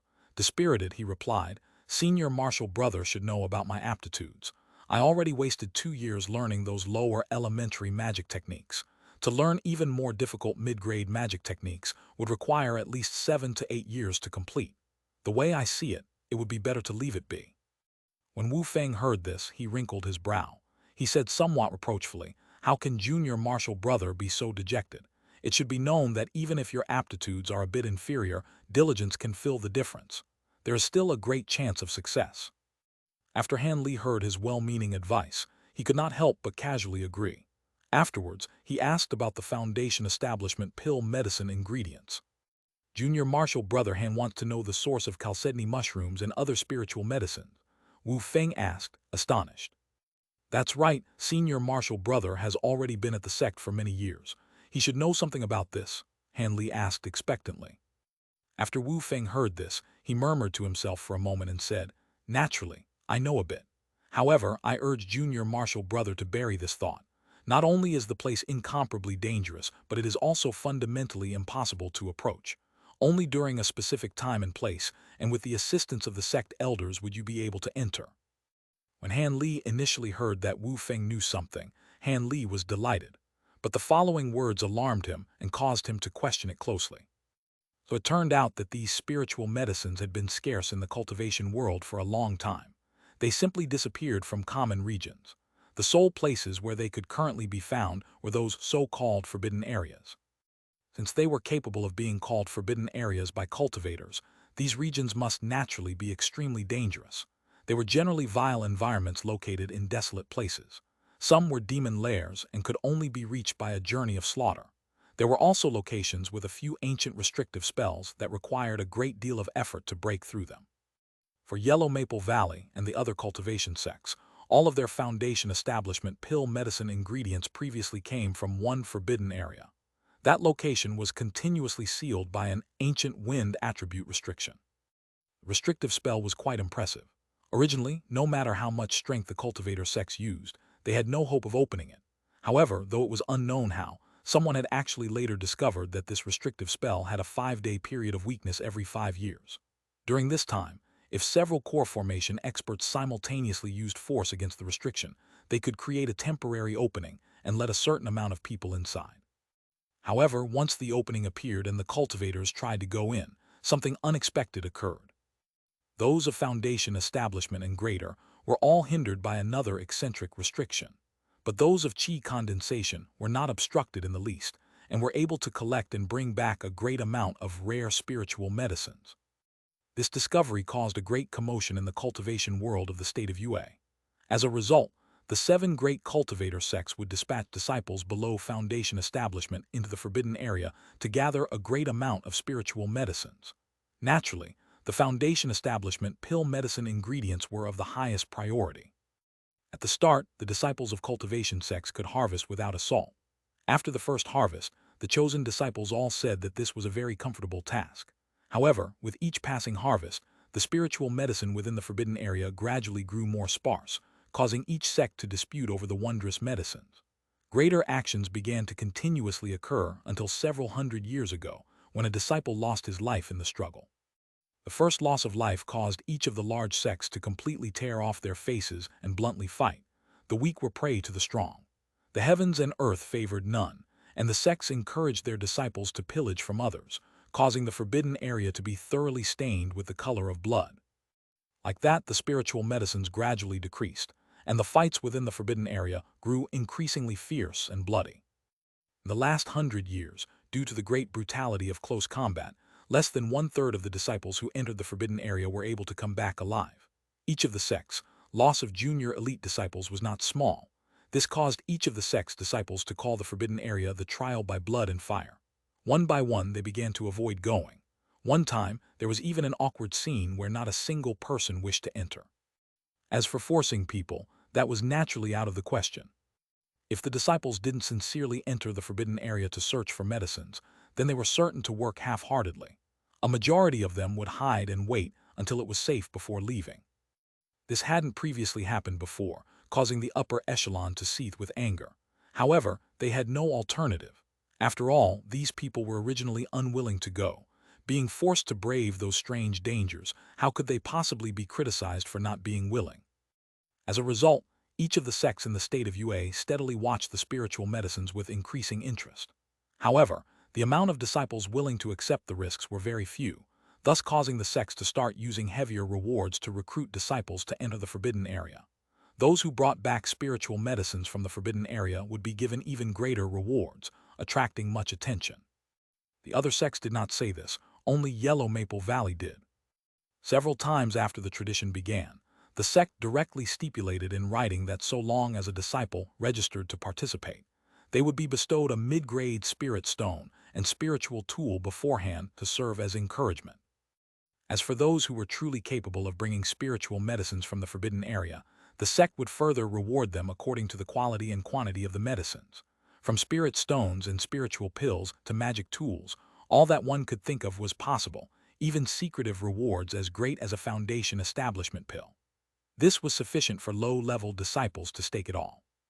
These great rewards naturally caused the Cultivation sect to experience a great surge of registrations for a time. This surge was maintained for the next 2 to 3 times and then completely declined. The bloody reality caused the many disciples to wake to the realization that these great rewards did not come without cost. Because of the initial excitement over the great rewards, the original survival rate of those who fought in the Forbidden Area actually lowered from less than 1/3 to less than 1/4 after the introduction of greater rewards. Of those who survived, those capable of bringing out spiritual medicines were even fewer, and the majority of them were gravely injured. They fundamentally didn't reap any rewards, not to speak of even receiving a foundation establishment pill. This was what Han Li was told after asking Wu Feng about the source of the spiritual medicines. After hearing everything he had to say, Han Li felt nothing except depression. He didn't expect that gathering some medicine ingredients would require going to some forbidden area and, moreover, engaging in close combat with the disciples of other sects. Only by being the final victor would one be able to leave. Furthermore, the rate of survival was astonishing. Less than 1/4 of the disciples were able to leave this so-called trial by blood and fire. The hazards one would have to brave were far too great. Han Li wasn't some expert. Among the low-level disciples of Yellow Maple Valley, he was merely of medium strength. As a result, without profound magic power and no powerful magic techniques, he could only rely on their several magic tools and his mind's quick wit. Relying on just this, how could Han Li believe himself to be one of the 4 that survive? This caused Han Li to become angry, and he could not help but ask Wu Feng, why doesn't each immortal sect restrict their disciples and collaboratively divide the spiritual medicines? It should be known these medicines will inevitably be refined into foundation establishment pills. Isn't there no need to quarrel and tear into one another, thereby planting the seeds of hatred and revenge? After Wu Feng heard this, he immediately replied with a bitter laugh, Junior Martial Brother does not understand. Although they will all be used to refine foundation establishment pills, the distribution of the number of medicine pills would completely depend on the spiritual medicines available. Under these circumstances, how could they not do their utmost to fight for the spiritual medicines? After Han Li heard this, he remained silent for a long while. Finally, with a belly full of worry, he asked about the next trial by blood and fire, and found out that it was in half a year. After several warnings from Senior Martial Brother Wu, Han Li left the Cultivation Guidance Pavilion and returned to 100 Medicine Garden. Over the course of the next few days, Han Li dispiritedly thought of this matter, repeatedly pondering about the stakes and risks involved. He attempted to compel himself to pick the more sensible option. It was clear that in the state of UA, apart from this forbidden area, these 3 spiritual medicines would not be found. Otherwise, the 7 great immortal sects need not shed blood every 5 years and cripple themselves. If Han Li did not want to brave these strange dangers, he could only hope to find the spiritual medicines in regions outside the state of UA. Else, he would be completely without hope of achieving foundation establishment and become a pile of bones within 100 years. However, after a careful thought, he knew that leaving the country to look for spiritual medicines was even more hopeless. However, if he truly participated in the trial by blood and fire, the 3/4 death rate was far too large. At that point, his possibility of death was immense. This truly caused Han Li to feel bewildered. Chapter 161, Market City. Chapter 161, Market City. After several restless nights of troubled sleep, Han Li carefully mulled over his thoughts of self-preservation and the thought of forever losing the opportunity for his immortal path and his willingness to face unknown danger to reach foundation establishment. He gradually became inclined to the latter. After all, he had not resigned to have such an ordinary life. However, his cautious nature caused him to rush a trip to Yue Lu Hall. After he confirmed the bitter reality of the trial by blood and fire, and the lack of heavenly spiritual medicines outside of the area with the greedy old man, he thoroughly abandoned his wishful thinking. Since he clearly understood that he had no path of retreat, Han Li was fiercely determined to give his all in the forbidden trial by blood and fire. He would either find the spiritual medicines within that would allow him to reach foundation establishment, or fall to his death in the struggle within the forbidden area. With the determination to either live or die, Han Li began his preparations to travel to the Forbidden Area in half a year. Within this short time, he had to further his strength in order to improve his chances to survive. It was impossible for him to reach the 11th layer of the Eternal Spring Arts without the assistance of medicine pills. If he wanted to increase his strength, he could only learn a few new magic techniques and purchase a few powerful talismans and magic tools. New magic techniques were not much of a problem. In all likelihood, if he were to mention it to senior martial brother Wu, he wouldn't refuse to teach him. However, with his aptitude, he would only be able to either learn 2 elementary low-grade magic techniques or a mid-grade magic technique in half a year. As for elementary high-grade magic techniques, it would be better not to think of them. Thus, the quickest way to increase his strength would be by using talismans and magic tools. Regarding magic tools, Han Li currently had a few. As for magic tools that could be used in combat, apart from the ring and the small black flag that martial Uncle Yi gave him, he also had the long saber capable of turning into a rope, and the gourd that could release automatically attacking spheres that he got from the 2 yellow-clothed men who tried to kill and rob him. As for when he entered the sect, he received a fierce sun sword and cold moon saber. They were simply the lowest level of magic tools, capable of attacking with a bit of flames and cold chi. They were fundamentally unimpressive. As for talismans, Han Li was originally extremely lacking in them. Fortunately, from the goods that the shady martial Uncle Yi didn't embezzle from him, he had quite a few talismans. He was truly given over 10 elementary mid-grade talismans and 2 rarely seen high-grade talismans, greatly increasing his confidence. Furthermore, Han Li still had the small sword talisman that he still didn't know what to do with. In fear, the yellow-clothed man he beheaded called this a talisman treasure. It should have a grand origin. It would simply be seen as stolen property, so he didn't dare to let others know of this talisman. He kept the 2 words treasure talisman in his head a secret and intended to find an opportunity to ask others about it. Naturally, when facing the extremely terrible, forbidden trial by blood and fire, having only these objects was certainly not enough. As a result, Han Li planned to leave the sect mountains and make a trip to a nearby sect's market city to buy a few top-quality magic tools and talismans. However, he didn't have the backing of many spirit stones. This purchasing trip was certain to not go as one would wish. Although Han Li had quite a few spirit stones he could use, in his future trip to the Forbidden Area, these spirit stones were important support in a prolonged fight, causing him to be quite reluctant about parting with them. A few thoughts later, Han Li decided to cultivate a few precious 1,000-year medicinal herbs in the little time he had to exchange for spirit stones or to simply barter. Actually, creating a few face-setting pills would probably be better, perhaps slightly increasing the value of the 1,000-year medicinal herbs. However, face-setting pills truly required too many medicinal ingredients. There was not enough time to actually collect all the materials. As a result, he could only directly use drug ingredients to exchange. But in order to not arouse suspicion from the sect, Han Li inwardly decided that he would only sell the cultivated medicine ingredients to cultivators outside the sect. Were he to directly use medicinal ingredients to do business in the sect, he was certain to arouse the attention of others. As a result, with a plan in mind, Han Li began to work. He first visited Wu Feng and picked the most practical elementary magic technique, Qi Restraining Technique. It was an auxiliary-type elementary mid-grade magic spell that could resist the Heaven's Eye technique.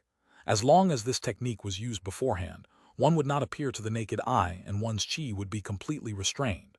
Its purpose was to conceal oneself. Naturally, this magic technique was of no use against experts at Foundation establishment or above. It was, however, completely effective against the high-layer cultivators of Qi condensation. This technique was far more practical compared to the body concealment technique. However, the reason why Han Li didn't pick any attack or defense-type magic techniques was completely due to his own true combat experience. Because of the time when he fought other cultivators in close combat, he discovered that in a fight between cultivators, there were far too few opportunities to completely execute the incantations of mid-grade magic techniques. There were far more opportunities to use magic tools and the low-grade magic techniques with the shortest execution time. Talisman methods were the next quickest in defending and attacking. That was why in a battle, it was more practical to use talismans rather than mid-grade magic techniques or higher. Naturally, if one had a companion that fought for time to cast a magic technique, that was a different argument. When Han Li obtained the cultivation incantation of this technique, he detailedly asked Wu Feng the specifics of cultivating this technique, and then began to practice it with his heart and soul. However, as a mid-grade magic technique, this chi restraining technique was completely different compared to the auxiliary magic techniques he previously learned, such as the Imperial Flight Technique and the Body Concealment Technique. Its cultivation was extremely difficult. It seemed that completely mastering it within half a year was truly no small challenge. Like that, Han Li bitterly cultivated the chi restraining technique during the day and gathered green liquid and concentrated on cultivating several often used spiritual grasses during the night. In addition, in order to prevent Marshall Senior Ma from discovering these medicinal herbs, he specially staggered the cultivation of the medicines between the periods he arrived to pick up the medicine ingredients. He also planted the medicine in the most remote corners of the garden. After all, the scent of herbs 1,000 years old or more stood out quite a bit. However, it was fortunate that this senior Marshall Senior had always come to collect right on schedule. He was neither early or late and would hurriedly arrive and hurriedly leave. He seemed to be completely busy, though Han Li didn't know what he was busy with. Han Li had no interest in what the old man was doing. He would say it was for the best that Marshall Senior Ma was continuously busy. With no chance of interference by snooping, Han Li was allowed to cultivate medicine at a larger scale. By the time Han Li initially grasped the chi restraining technique, 4 months had already passed. He also eventually cultivated 2,000-year-old spiritual medicines. It was believed that medicinal ingredients of 100 or more years were difficult to find in the current cultivation world. They were certain to produce a small and pleasant surprise in the market city. Han Li received a command medallion, allowing him to exit the sect mountains from his acquaintance. The 100 Opportunities Halls honored Disciple Yu. Actually, the disciples of Yellow Maple Valley had the chance to leave once a year. However, as cultivators wouldn't want to squander this period of time by going out, the disciples who took the opportunity were very few in number. After Han Li flew out of the sect mountains, large restrictive formation, he flew to the northeast, straight toward the market city. With this said, Yellow Maple Valley's market city had quite the reputation.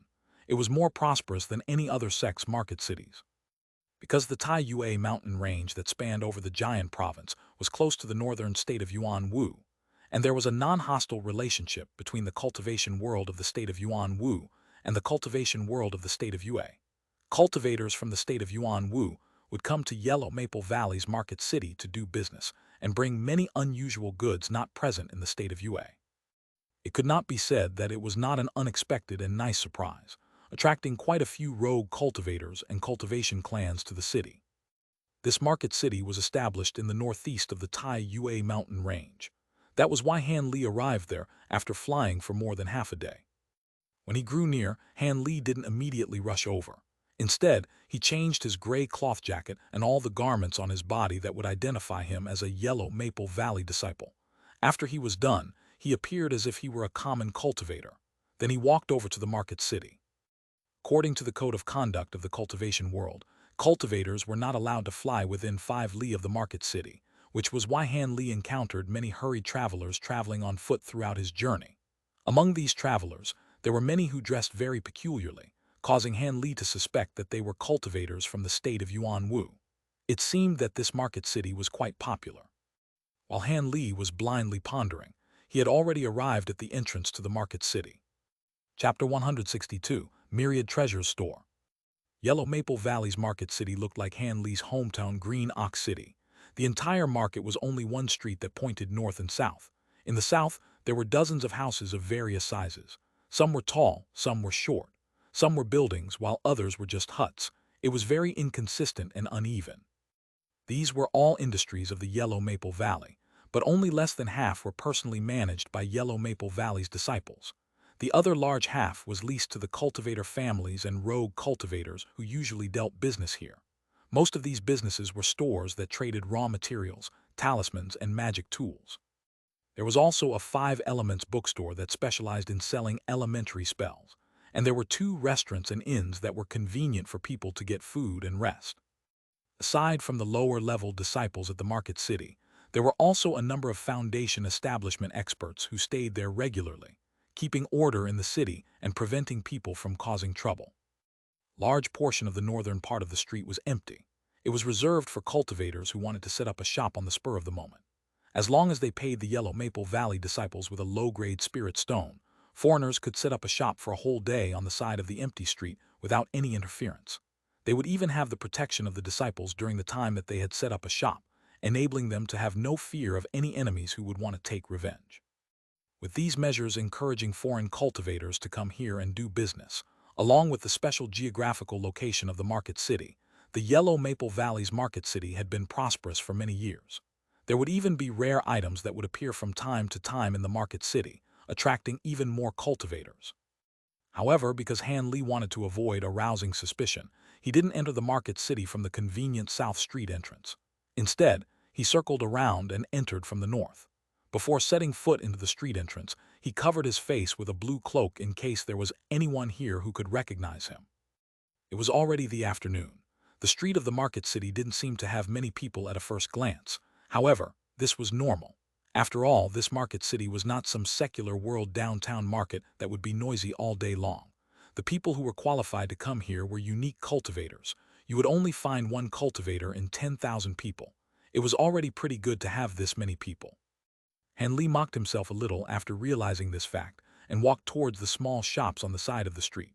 He decided to see if there was anything worthwhile in the small shops before going to the large stores. After going through all the small shops, Han Li's heart sank. The magic tools and talismans at these small shops were completely useless to him, with the exception of 3 or 4 items that could barely be considered passable. Buying them would only be a foolish expense, so he stopped wasting his time. He turned around and sprinted towards the large stores. 7 Opportunities Pavilion, Wind Guiding Study, Heavenly Crafts Store. This time, Han Li didn't recklessly find a random store to walk into. He took his time and slowly strolled along the street.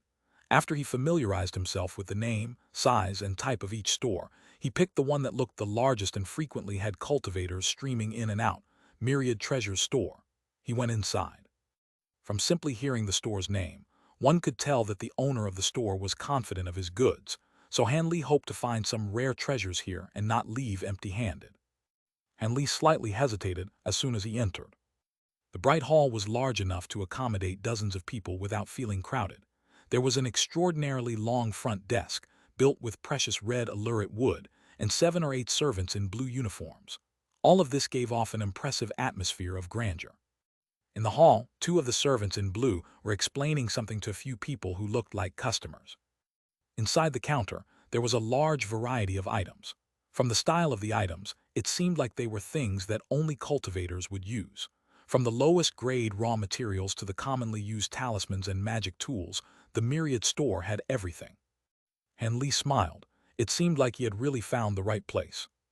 At this moment, a servant in blue came over and said with a big smile, "Esteemed customer, what are you looking for? Do you want me to help introduce you to something? This store's goods will definitely satisfy all of our customers' needs." "I want to look at magic tools and talismans, but I only want the best. Do not show me inferior goods," Han Li spoke softly through his cloak. The servant in blue was slightly stunned by this remark, but then he carefully looked and judged Han Li's manners. After making sure he wasn't joking, the smile on his face grew even wider. He knew he must be a big customer, so he quickly invited Han Li in and personally led him to the VIP room on the 2nd floor. Furnishings upstairs were different from the decor downstairs. Not only was the scale of the 2nd floor a lot smaller, but there was some antique furniture on the 2nd floor. It was decorated in an elegant, comfortable, and cozy manner. The most surprising thing was that there was a precious incense burner and a bundle of burning incense in the corner of the room that filled the room with a faint smell of sandalwood. A gentle-looking, middle-aged man holding an old book was standing in the room, reading its contents aloud. He seemed to not have any magic power like a completely ordinary man. Han Li was somewhat stunned. This place did not look like a place to do business. Instead, it looked like some rich person's home. The person who was reading saw Han Li come in and calmly closed the book. The servant in blue who had escorted Han Li quickly walked up to the man and whispered a few words. After the middle-aged man finished listening, he cupped his hands and said with a smile, "I am Myriad Treasures store shopkeeper Tian Bulei. How should I address you?" "Li Feiyu." Han Li unceremoniously borrowed his good friend's name. "Oh, it's Brother Li. Brother, please sit down." The middle-aged man led Han Li to sit down, then ordered the servant, "Go brew a pot of our best jade cloud tea." After Han Li sat down, the middle-aged man started asking politely, "This is the first time Brother Li came to this store, right?" Shopkeeper Tian is really observant. This is indeed the first time I have visited this store. Han Li deliberately changed his voice and made himself sound like a tough man with a deep voice. It doesn't matter if it's your first time visiting this place. As long as you are willing to come here, it shows your favor to our Myriad Treasures store. This store will definitely satisfy brother, Shopkeeper Tian confidently said. I wouldn't want to go through the trouble of going to multiple stores if I could just find all the items I need at one store. I hope this store's goods are really exceptional, said Han Li in a dubious tone. Brother Li can rest assured about that. Our store's credibility is definitely one of the best on this street. If this store can't satisfy brother, then there's no need to bother checking out the other stores, said the shopkeeper unhurriedly, exuding confidence. At this moment, a serving maid came upstairs with a teapot and several teacups. The refreshing smell of tea filled the room before she had even approached the two of them. Shopkeeper Tian waited for the serving maid to set up the tea set and took a sip first. While smiling, he said, "This is a special tea made here in the store. It's rare in other places. Not only does it smell refreshing, but drinking it can make people energized. Brother Li can give it a taste." Han Li looked at the fragrant tea in front of him. He shook his head lightly and said in a slightly impatient tone, "Shopkeeper Tian, we can drink tea later. First, let's get down to business." I never thought brother would have such an impatient personality. Very well, please wait a moment, I will be right back. Shopkeeper Tian stood up with a slightly disappointed expression. He cupped his hands towards Han Li and went downstairs, leaving Han Li alone. After approximately the time to brew a cup of tea had passed, Shopkeeper Tian once again appeared before Han Li. However, this time he was carrying a few brocade boxes that were in different sizes. Shopkeeper Tian patted the brocade boxes and spoke with a grin. "I heard that Brother Li wants the best magic tools and talismans from the servant downstairs, so I went downstairs to the collection room and brought up a few pieces of treasure that I have collected for a long time for Brother to see. I hope Brother Li is happy with them." Han Li's eyes widened when he heard this. He was very curious about the content in the brocade boxes. He wondered what rare items they would have to be in order for them to be called treasures by the shopkeeper, and whether or not the content would be above his expectations. Shopkeeper Tian had already placed the brocade boxes on the table and opened each of them for him to see. However, Han Li noticed that as soon as the brocade boxes were opened, two magic pressures that were definitely stronger than him came out of nowhere and tightly locked onto his every move. Han Li was surprised at first, but quickly understood that this was a security measure that the Myriad Treasures store had employed to secure the treasures in case he were to suddenly steal the items inside the brocade boxes. He then relaxed and had a deeper understanding of the Myriad Treasures store's ability. Chapter 163, Brocade Treasure Box. At this moment, Shopkeeper Tian started to present the item in the small brocade box. A set of gold beetle swarm blades, with one mother blade and 8 children blades. It was created from fine iron and gold, refined by a foundation establishment expert for 3 days and 3 nights.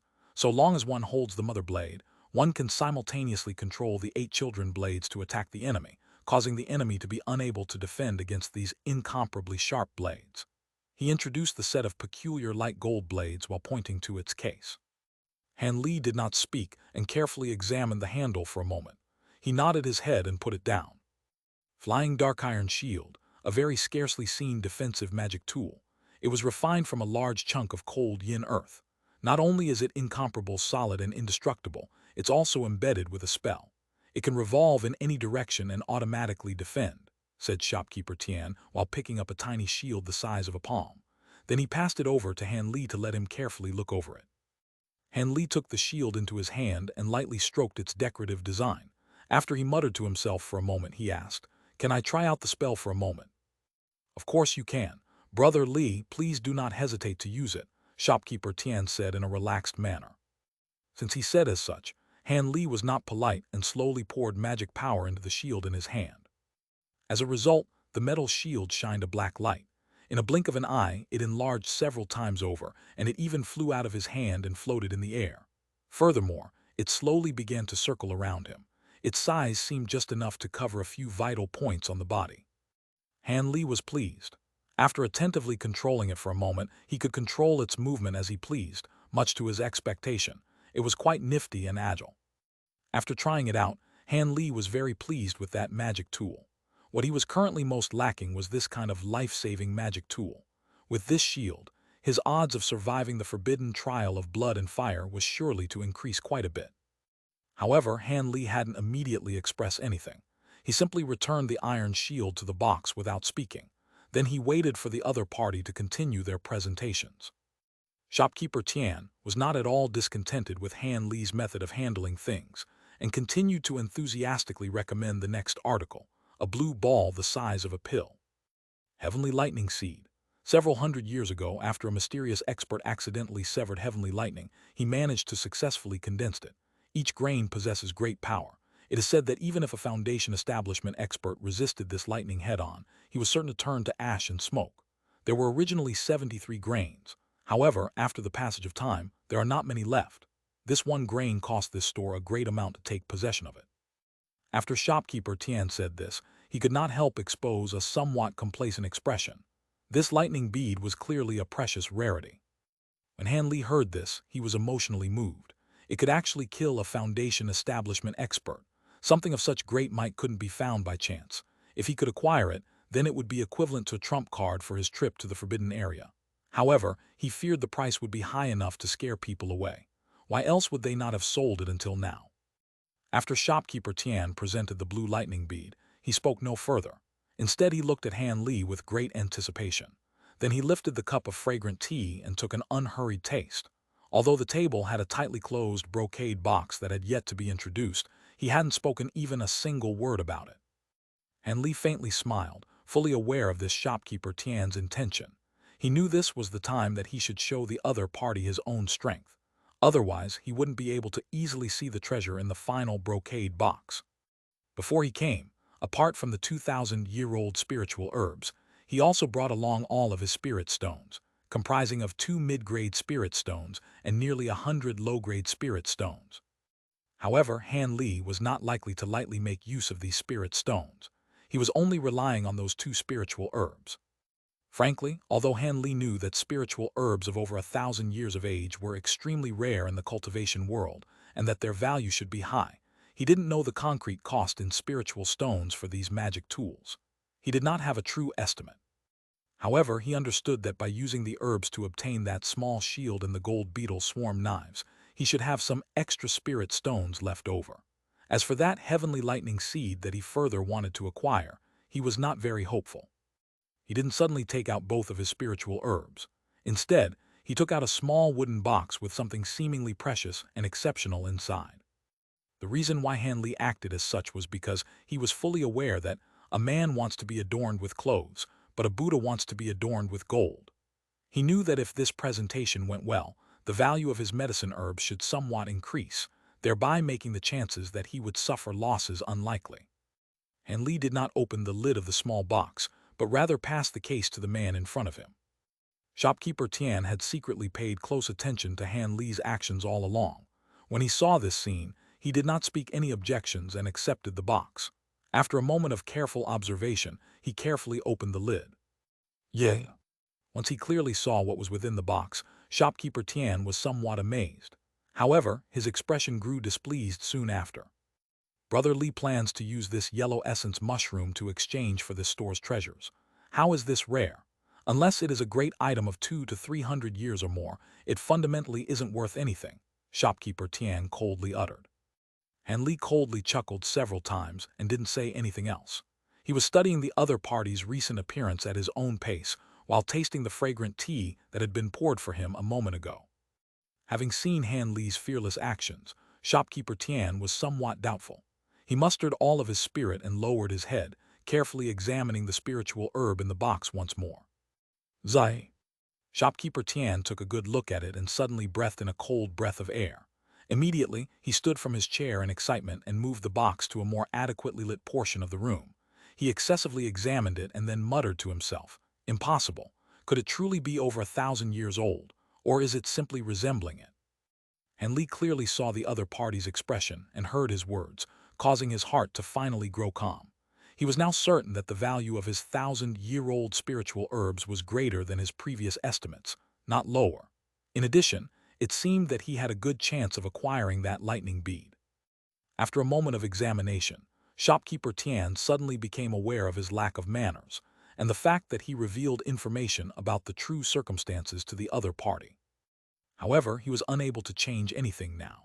The object before his eyes was completely embedded in his state of mind. So long as this object were truly that 1,000-year-old item of the highest quality, he would overpay to have this 1,000-year-old spiritual herb remain in the 10,000 treasures store. Doing so would give his 10,000 treasures store countless benefits. However, he was currently embarrassed as he had never seen a 1,000-year-old spiritual herb before. He only knew of its reputation, and hence, he was truly unable to give a certain estimation of the maturity of that herb inside the box. He only knew that if the yellow essence mushroom before him didn't have a medicinal potency of 1,000 years or more, it should absolutely be of 700 to 800 years or more. It would still be a very precious object. He was certain of least that much. Come. After a long moment of inspection, shopkeeper Tian called a young servant from downstairs. Go and invite Elder Ding to come. Tell him there is a valuable object here that I need him to appraise, he solemnly ordered. Afterwards, shopkeeper Tian took advantage of this chance to have a completely honest chat. However, they completely avoided talking about the medicine herb, as if the medicine herb in the small box had been forgotten for the moment. Not long after, a gray-haired old man escorted by a young servant slowly climbed up the stairs. When shopkeeper Tian saw this, he immediately went to respectfully greet him and offered his seat to this elder before standing to the side. It seemed this elder Ding was truly a person of reputation. However, Han Li had already guessed that this person was like shopkeeper Tian, a common old man. He didn't have the slightest trace of cultivation. Shopkeeper Tian, you called this soon-to-be-buried old man here. Could it be that there's something you couldn't call someone else for? Trembling, the old man asked after gasping several times. Chapter 164, The Secret of the Treasure Talisman. Elder Ding, may I trouble you to look at this item? Even though Junior feels like it could be a 1,000-year-old spiritual medicine, I am not completely sure. I hope Elder Ding can identify the age of this herb. Shopkeeper Tian requested in a humble tone and handed over the wooden box. 1,000-year-old spiritual herb. Elder Ding found it hard to believe it when he heard it, but he still took the brocade box. Elder, please take a close look. Is it really a 1,000-year-old yellow essence mushroom? Shopkeeper Tian suppressed the excitement in his heart and asked rapidly. The elder didn't respond. He narrowed his eyes, focusing on looking at the shape, color, even the pattern. He even put the box under his nose and sniffed it slightly several times. Han Li had hand-raised this medicinal herb with an accelerated process, so he knew very well whether or not this spiritual medicine was 1,000 years old. Knowing this, he sat on the side with a leisurely expression and acted as if he didn't see what the elder was doing. What he was considering was only how he should bargain with the myriad treasure store. Shopkeeper Tian was the exact opposite of Han Li, and he watched the elder's each and every single move without blinking. The unfearing manner he carried himself with when he first met Han Li was already completely gone. At this moment, his face was filled with a complicated expression, a mixture of expectations and worry due to the possible outcomes. Finally, Elder Ding placed the box gently on the table, closed his eyes and went into deep thought as he pinched his beard. He then opened his eyes and said calmly with a very positive tone, Congratulations, shopkeeper. This is indeed a yellow essence mushroom that is over 1,000 years old. It has also just been unearthed not long ago, and the efficacy of this medicine has not detracted at all, so it is a top-quality 1,000-year-old herb. This elder can guarantee this. Hearing this, shopkeeper Tian's face showed a joyous expression. He then respectfully escorted the elder down the stairs. Overjoyed, he picked up the box holding the spiritual herb and looked at it several more times.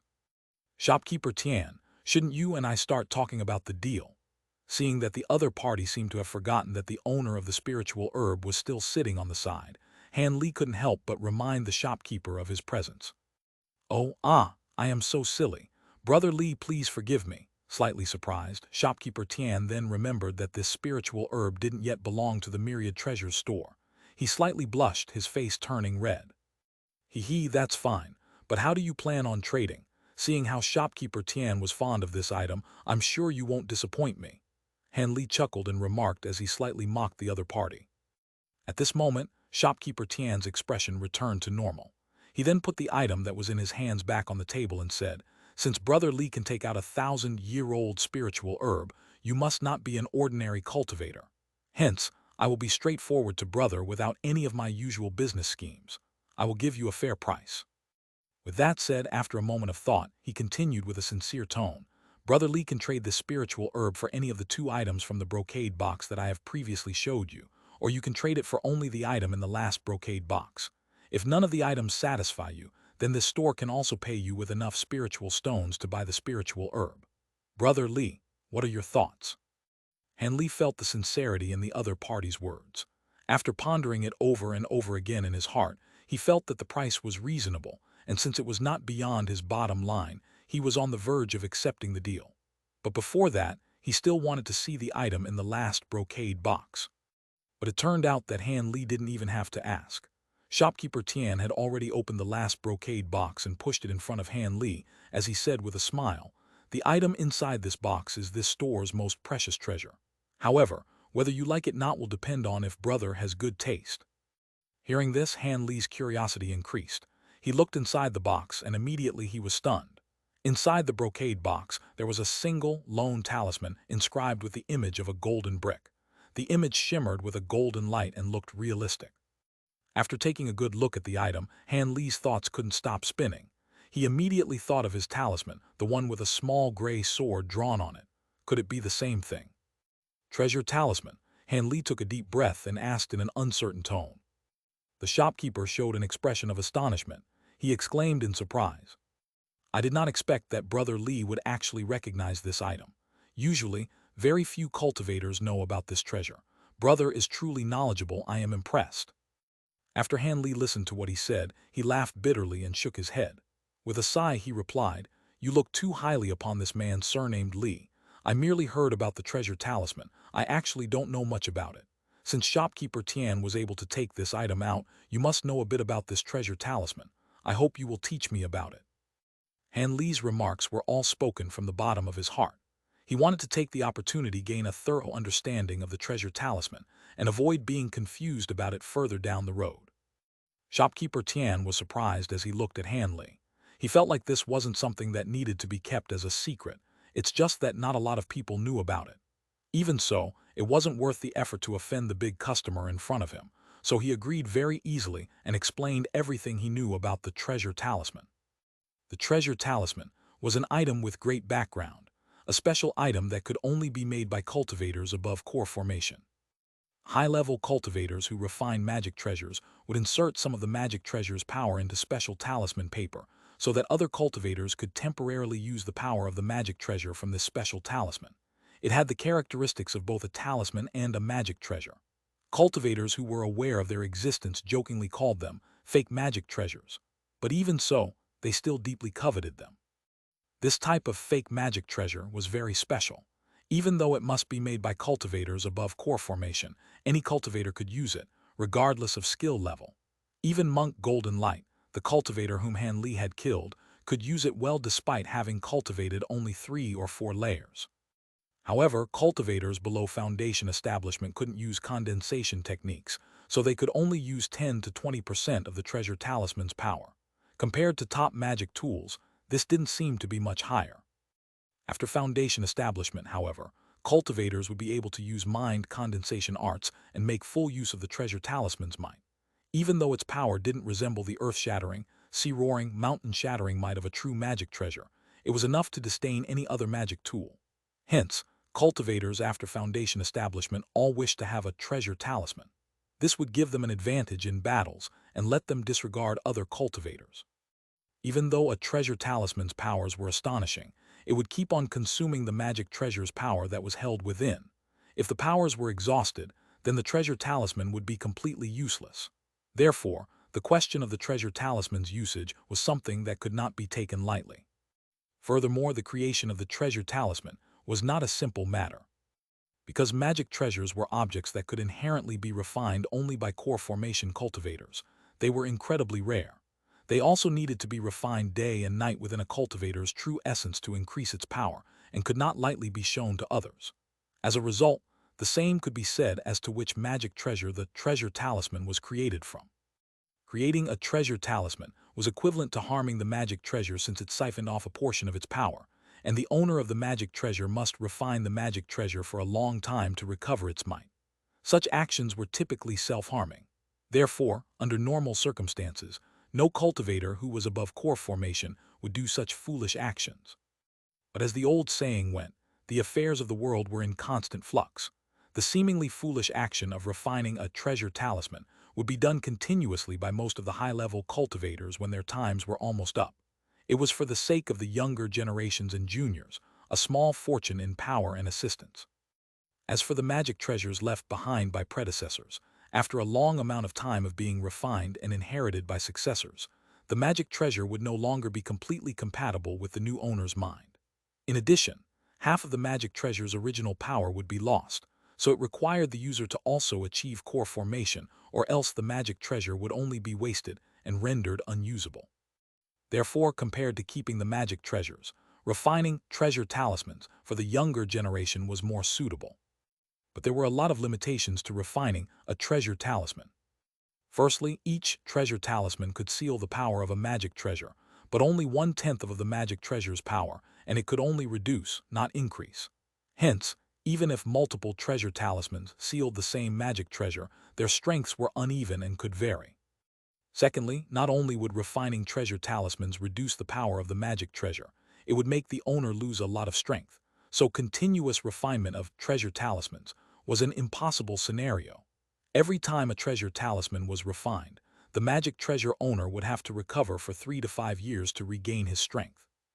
And this was in the case that one would not waste true essence and would no longer intend to refine magic treasures ever again, or else the time would be even longer. Hence, in the cultivating world, there often appeared scenarios like these. When high-level cultivators approached the end of their life, they would prepare to die while sitting proudly and without regrets. They would leave their most valuable items, usually a piece of magic treasure that had its power decreased greatly and several treasure talisman that sealed the same power. This must be said to be a helpless matter. Chapter 165, Night Encounter. After hearing shopkeeper Tian's explanation, Han Li had a better understanding about the treasure talisman. He couldn't help but look at the treasure talisman inside the brocade box once more. This store bought the golden light brick treasure talisman from a small family for a substantial price. It's a brand new treasure talisman, more than enough to exchange for Brother Li's 1,000-year-old spiritual herb. Shopkeeper Tian promptly said in a tone that suggested he was in an unfavorable position. Han Li sneered to himself. He did not believe the act the other party was putting on. At most, they were just fulfilling each other's needs. In shopkeeper Tian's eyes, Han Li's spiritual herb was certainly higher in value than this piece of treasure talisman. "What do you think? Which item will Brother Li exchange for?" Shopkeeper Tian finally asked with a smile. Hearing this, Han Li hesitated for a moment and couldn't make up his mind. He originally wanted to check out a few more stores and see if there were any better magic tools, but the items in front of him were pretty decent and satisfied him. He was reluctant to give up any of the items, especially that golden light brick treasure talisman. That would be of help to him in the future, so he absolutely had to get his hands on that item. "These few items, I like them all. I'm planning to have all of them." After considering for a while, Han Li made a decision. He felt like it might not be a bad thing if he just bought everything at the Myriad Treasure store. At least it would reduce the attention he would receive and limit the impact to only the Myriad Treasure store. All of them? Brother Li must be joking. After shopkeeper Tian heard what Han Li said, his face darkened. He thought Han Li was being greedy and unrealistically trying to exchange all of the treasures from the brocade boxes with one spiritual herb. Seeing this, Han Li smiled. He didn't offer an explanation, but rather took out an identical box from his storage pouch and put it on the table. "I will use 2,000-year-old spiritual herbs to exchange for all of the treasures in your brocade boxes," Han Li unhurriedly said, with control of the matter. Shopkeeper Tian was surprised and overjoyed. He couldn't bother to respond to Han Li's conditions and hastily checked the newly appeared spiritual medicine. When he made sure the new spiritual herb was indeed the same 1,000-year-old spiritual medicine as the first, he then looked at Han Li once again with a strange gaze. After all, a person who could bring out 2 rare spiritual medicines was worth his Myriad Treasure store's attention. Han Li was wearing a cloak, so shopkeeper Tian wasn't able to clearly see the other party's expression. Because of this, the other party felt even more mysterious. Therefore, after a slight hesitation, he said decisively, "Very well. Since Brother Li says so, I will take a step back and agree to your conditions.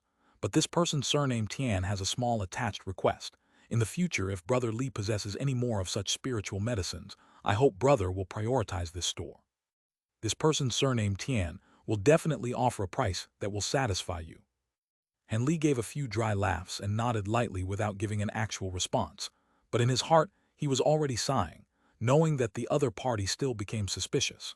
It looked like he should limit these types of deals where he exchanged spiritual herbs for treasure as much as possible in the future, else he might attract a fatal disaster. Shopkeeper Tian didn't know Han Li's real thoughts, but seeing that Han Li nodded and agreed, he was overjoyed. If the person in front of him who was surnamed Li could really give him 1,000-year-old spiritual medicine, the price of taking a step back today would have been completely worth it. And so, shopkeeper Tian and Han Li exchanged, and after putting away each of their items, both of them were happy. Han Li left the Myriad Treasures store just like that. He didn't even dare to stay at the Market City for even a second longer. He quickly walked past the Market City's flying limit, and he immediately flew away from this place. Because he was afraid that the Myriad Treasures store would send some experts to secretly track him, he didn't blatantly fly directly towards Yellow Maple Valley. Instead, he flew straight away from the Tai Yue mountain range. After traveling for 3 or 4 entire days, he was then at ease, turned around, and flew back towards the Yellow Maple Valley. During an evening 3 days later, Han Li entered the outer ring of the Tai Yue mountain range. Because the sky was about to darken, for the sake of his safety, he found a hidden cave to spend the night in and decided to head back to Yellow Maple Valley the following day.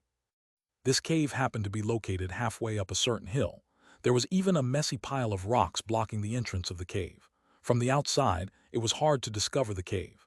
Han Li just happened to be able to stay inside. After eating something, he changed his clothing, leaned against the stone wall, and started meditating.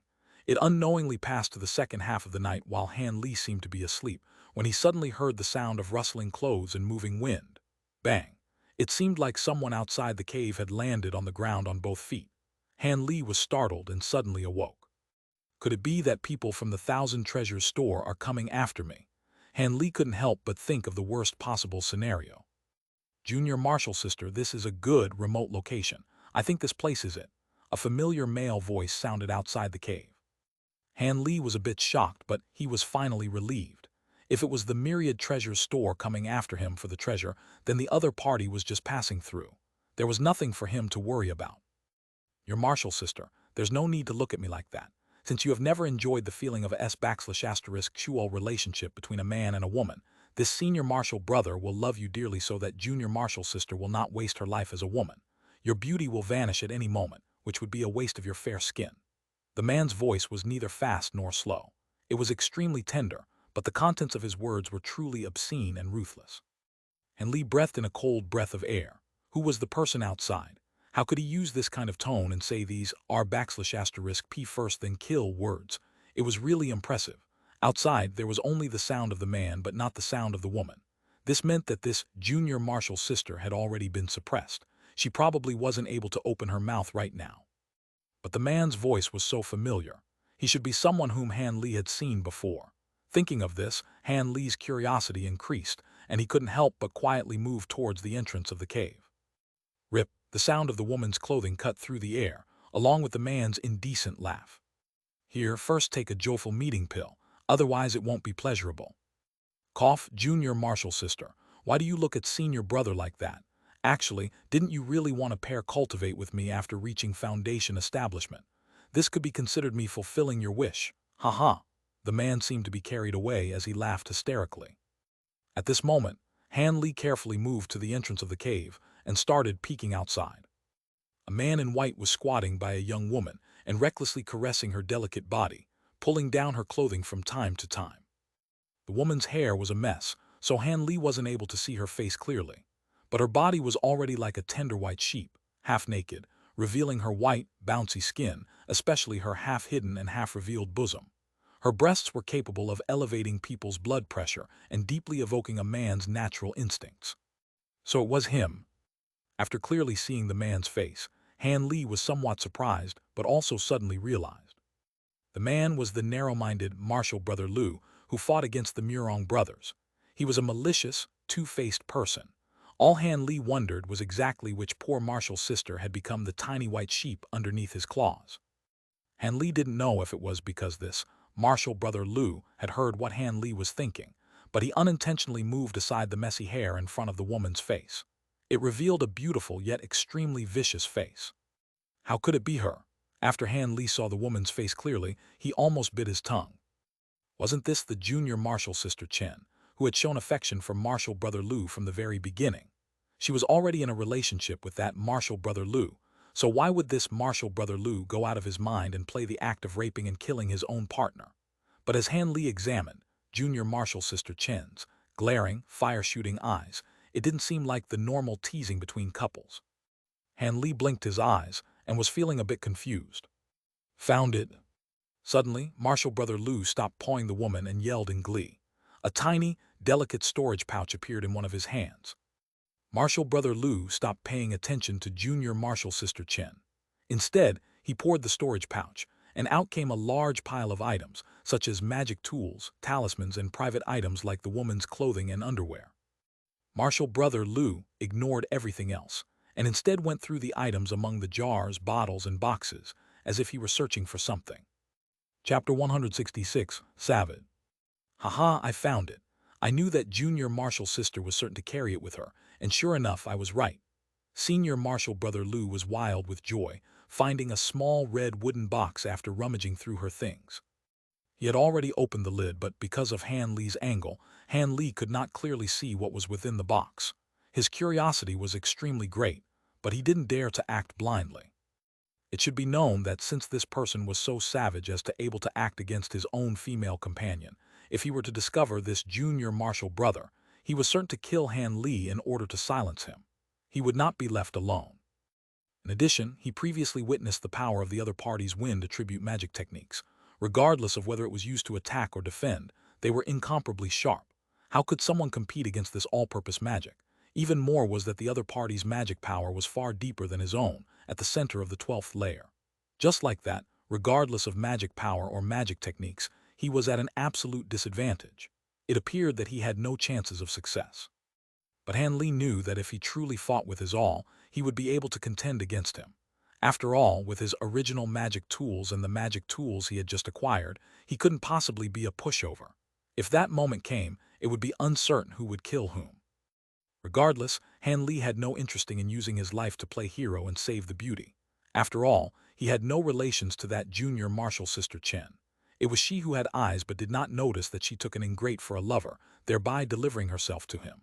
Who was to blame? Why would Han Li want to put his life on the line for no reason or cause? He certainly didn't have such a great resolve. As a result, he intended to quietly watch the show until the end. Afterwards, when that senior martial brother Lu walked away, he would have nothing to do with him. Naturally, Han Li would be certain to later pay more attention to this senior martial brother Lu. After all, this was the first time he had seen a person capable of becoming this cruel and savage. Seeing him this ruthless, Han Li could only concede defeat. With this thought, Han Li stealthily used the qi restraining technique he had recently learned. He feared that the other party would accidentally react to his existence and cause him to have no option but to fiercely fight to the end. At this moment, senior martial brother Lu placed the small wooden box into his own storage pouch. Then he depravedly laughed several times and moved closer to junior martial sister Chen at his side. He excitedly proceeded to tear away the maiden's clothing while speaking his thoughts to himself, causing Han Li, hidden to the side, to tremble with disgust upon hearing him. Junior martial sister, you mustn't blame me. There's nothing brother can do about this. You should know that crafty and unruly girl Dong kindly said that so long as I thoroughly sever my relationship with you and reach Foundation establishment, she will pair cultivate with me. She could request that great aunt ancestor of hers in the sect, martial aunt ancestor Hong Fu, to personally accept me as her disciple, imparting great world-shaking godly knowledge. This is a golden opportunity bestowed by the heavens. This senior martial brother doesn't wish to miss this and therefore has no better option but to wrong junior martial sister. The junior martial sister Chen lied down on the floor with flames in her eyes. After she heard him empty his heart out, she shook like a leaf from anger, wishing she could immediately get up and ruthlessly bite away at him to appease the resentment in her heart. Unfortunately, this unfaithful lover had earlier used the wind binding technique to restrict her entire body. She was fundamentally incapable of moving in even the slightest, and was even unable to open her mouth to rain curses. She could only move in accordance to his will. After she heard her former lover's words, her limbs became colder, and her face grew pale. Sigh, if Junior Marshall's sister weren't the Chen clan leader's only daughter, I might have let Junior Marshall's sister go. But I am truly afraid of Junior Marshall's sister's love changing into hate, possibly drawing support from the Chen clan's power to retaliate against elder brother. They would also spread this matter to all places, causing elder brother's reputation to fall.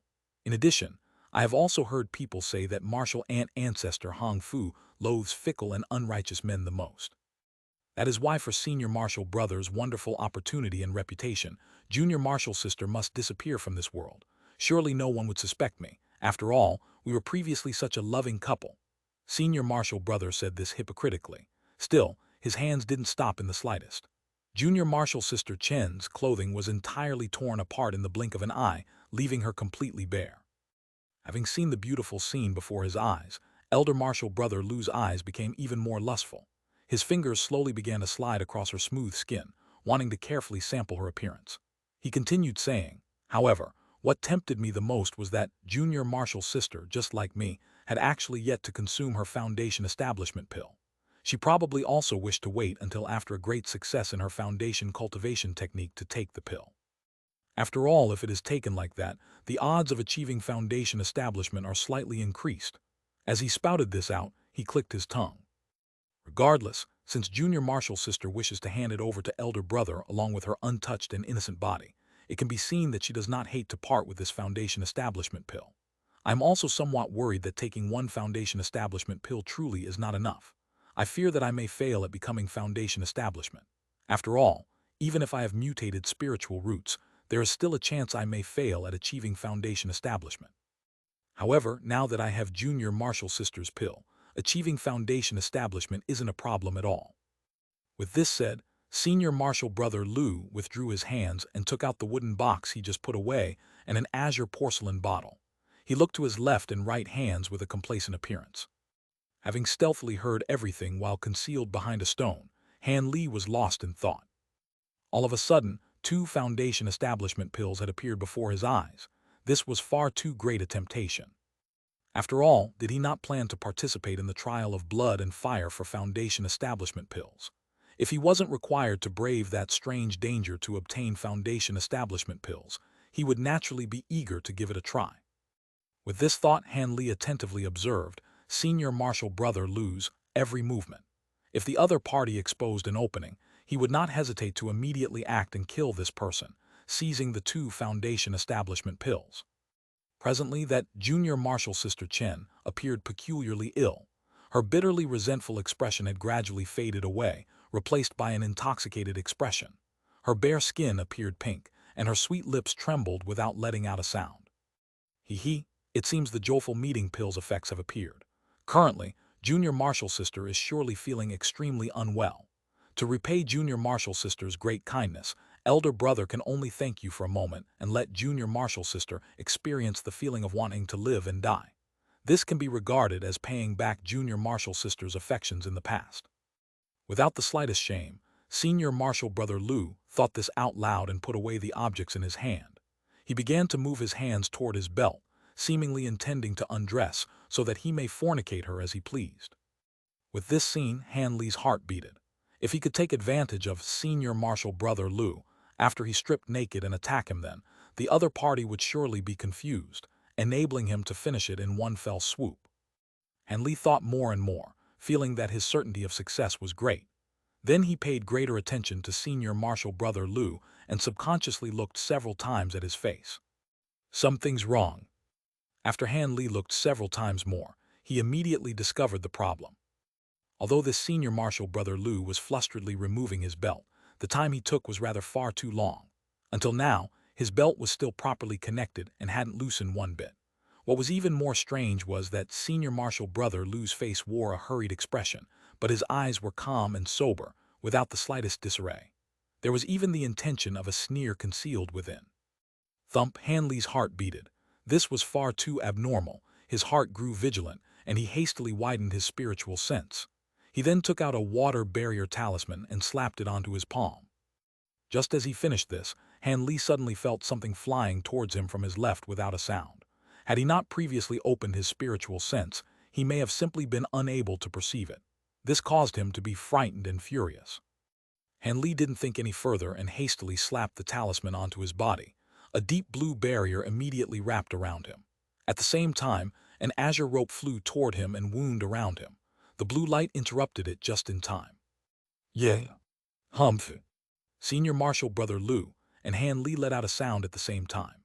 However, Senior Marshal Brother Lu was somewhat surprised that his sneak attack had failed, while Han Li was startled and furious from nearly falling into his sinister, cunning trap. Good, good. You've reacted quite quickly. It seems your esteemed self is truly not simple. However, my dear friend has spectated for such a long time. Shouldn't you come out and have a chat with Senior Marshal Brother Lu? Senior Marshal Brother Lu retracted the azure rope to his hand. He coldly and calmly said these words towards where Han Li was hiding. It seemed that he had discovered a trace of him earlier. Chapter 167, Fierce Battle 1. Chapter 167, Fierce Battle 1. Since he was already exposed, there was no point in further hiding. Han Li took a deep breath. With the dazzling protective barrier activated and a magic tool in each hand, he walked away from behind the rock. It's you. After he clearly saw Han Li's appearance, this Senior Marshal Brother Lu shouted with surprise. He actually recognized Han Li.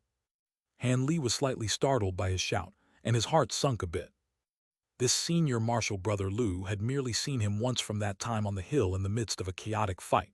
Several months had already passed, and yet he actually still recognized him. Not only did this man have great memory, but he also had outstanding shrewdness and a careful mind. Regardless of the circumstances, Han Li could not consider this good news. In fact, he already faintly felt that the Senior Marshal Brother before him could be considered a similar kind of person as himself, equivalently merciless and good at scheming. The particular arrogance he showed off in front of others was absolutely a similar smokescreen like Han Li's low-key profile. However, Han Li had unexpectedly aroused another person's attention, while Senior Marshal Brother Lu was able to conceal his true colors, deliberately having others look upon him with scorn. Regardless, Han Li believed that he himself was incapable of being as shameless or as cruel and savage as him. From the beginning, he had only pursued his ordinary path of self-improvement. During the time that Han Li's heart was apprehensive, Marshal Brother Lu's expression grew solemn. He seemed to have also come to some sort of realization and looked at Han Li with an ominous gaze, not concealing his killing intent in the slightest.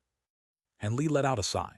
He originally wished to spout out a few misunderstandings and see whether he could fool him, but currently, seeing his appearance and knowing his shrewdness, he didn't have the slightest chance to deceive him. He was certain only one of them could be left alive.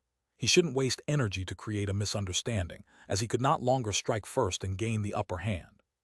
With this thought, Han Li remained silent and raised the fine steel ring in his left hand, producing a strange whistle. It then charged straight towards Senior Marshal Brother Lu. Soon after, the dark green gourd in his right hand lit up, and 5 or 6 dark indistinct spheres spouted from its mouth and followed after the steel ring. Han Li was not done, however. He made a slight gesture with his empty left hand, and several red fireballs appeared in an instant. He slightly moved his sleeve and lined up the fireballs. He then suddenly threw them towards Senior Marshal Brother Lu, whispering the word, "Go." Carrying a blazing hot chi, the fireballs separated into 4 different directions like a swarm of bees and attacked Senior Marshal Brother Lu from distinct angles. In this move, Han Li had nearly utilized all of his previously acquired magic tools. He didn't use the treasure talisman in an all-out attack, since it would have been made complicated by the fireball's movement. In addition, it would have wasted the great effort Han Li put into learning this technique from Wu Feng as an instant-kill move against an unprepared opponent. Actually, if Han Li had been familiar with the new magic tools and could have quickly mastered them, he would have already used all of them at an earlier time without restraint. After all, the strength of his new magic tools was far greater than that of his old magic tools. However, Senior Marshal Brother Lu did not remain idle while Han Li acted. He brought out a large azure flag on a pole about a zhang long. The banner had a long-clawed, dancing, ferocious azure flood dragon embroidered in an azure light. At this time, Senior Marshal Brother Lu saw Han Li's successive attacks and was surprised. He couldn't help but be extremely flustered. The reason why he brought out his most powerful magic tool, the Azure Flood Dragon Banner, was because he thought similarly to Han Li. He wanted to kill him immediately to silence him. But he absolutely didn't expect Han Li to unleash an overbearing attack as soon as he appeared without saying even a word. Furthermore, his attack was vicious, with an indomitable intent. With no better option, Senior Marshal Brother Lu decided against launching an assault and passed the azure banner to his right hand. Then he moved his left hand toward the storage pouch from his waist and took out a yellow talisman. He looked at the high-grade talisman with reluctance before clenching his teeth and threw it in front of him, rapidly muttering to himself. In an instant later, Han Li's steel ring was letting out a faint yellow light. It was not far from Senior Marshal Brother Lu and was about to pound against him. Senior Marshal Brother Lu pointed at the yellow talisman with his free hand and loudly shouted, "Wind wall technique, rise." Following that loud shout, the yellow talisman turned into a white hurricane over 10 jang tall. It stood in front of Senior Marshal Brother Lu, obstructing the path of the steel ring. Pooh! The steel ring penetrated into the hurricane but was immediately blown side to side. After rotating several times, it was suddenly flung back. As for the spheres that arrived soon after, they were even more useless, only capable of revolving outside the hurricane. They didn't even have the ability to enter the gale. Seeing these circumstances, Han Li's complexion slightly changed. He hastily pointed to the fireballs and immediately turned them into 2 huge crescents, agilely attempting to flying off in 2 directions in a futile attempt to further attack Senior Marshal Brother Lu. He beautifully thought. Senior Marshal Brother Lu coldly laughed. With an extremely skilled, one-handed incantation gesture, he pointed to the center of the wind wall, causing the hurricane to separate into 2. They separated extremely quickly and once again obstructed the fireballs. Bang bang! Several sounds of explosions rang. The fireballs were unable to evade once more and could only meet against the wind wall. The hurricane trembled several times, swallowing up the fireballs and causing them to disappear without a trace. Han Li felt overwhelmed with shock. At this moment, under Senior Marshal Brother Lu's control, the 2 hurricanes turned back into 1. Such a minor talent dares to show off his incompetence. Although I know neither the name nor the origin of Junior Marshal Disciple, tonight your death is certain, Senior Marshal Lu said with a savage smile. Soon after, he only saw his hands meet, holding the Azure Flood Dragon banner once more and waving it with all his might. Han Li was somewhat nervous since his opponent was far more troublesome than he expected. Such a swift and fierce chain of attacks had actually been so effortlessly dealt with. Although the opponent waved that banner, nothing unusual had yet to happen, but from looking at the opponent's imposing appearance, he knew that this Senior Brother Lu's counterattack would absolutely be nothing to scoff at. It seems I have no choice but to use the talisman treasure, Han Li coldly thought. However, he was currently unable to make full use of the talisman treasure with a condensation technique. As a result, every time he used the talisman treasure, he would need to fight for a certain amount of time to execute the spell that would propel the talisman treasure to vanquish the enemy. For this reason, his defense must be absolute. With this thought, Han Li took a look at his opponent. He only saw Senior Marshal Brother Lu waving his azure banner. The banner gradually grew brighter and started emitting a blinding azure light, causing the Azure Flood Dragon to become even more sinister and frightening. It seemed the opponent was on the verge of starting his assault. Han Li no longer hesitated and moved his hand. Hoo! The ring flew back and stopped several feet away above his head and began to hover above. Grow! With this soft shout, the steel ring let out a large yellow light and hurriedly expanded. It stopped growing larger when it reached the size of a small table. Fall! That steel ring obediently fell with Han Li at the center of the circle. Then it began to swivel around, forming a large protective barrier. Han Li hadn't stopped there. After he put away the gourd, he took out his newly acquired shield as an offering. It grew several times larger outside the blue light barrier and softly floated in front of him, emitting a black light. Like that, Han Li had 3 layers of defense. His outermost layer was the large and fine steel ring. In the middle was the flying dark iron shield. The innermost layer was the blue light barrier he had used at the very beginning. Chapter 168, Fierce Battle 2. After all this was done, Han Li was satisfied and took out the small gray sword talisman treasure. He then sat down cross-legged and began to cast the spell, intending to attack with the treasure talisman as soon as possible. At that moment, the Senior Marshal Brother Lu across from him finally gathered enough spiritual chi for the Azure Flood Dragon flag and launched a tempest-like attack. As soon as he stopped waving the banner, he pointed the banner toward Han Li. Woo-woo. Suddenly, over 10 azure wind blades appeared and raced out from the banner toward Han Li. The speed of these wind blades was far too swift. In a blink of an eye, they had left Senior Marshal Brother Lu and were next to Han Li. Wind attribute magic techniques were truly not lacking. The speed of their attacks were greater than other elemental magic techniques by over 50%.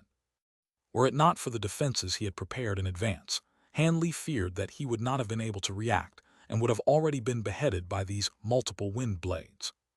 Just as Han Li was startled, the wind blades fiercely collided against the outermost fine steel ring. Azure and yellow rays of light sparkled continuously along with the sound of cutting strikes.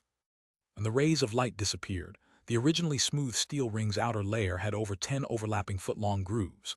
The entire magic tool was clearly already worn and damaged.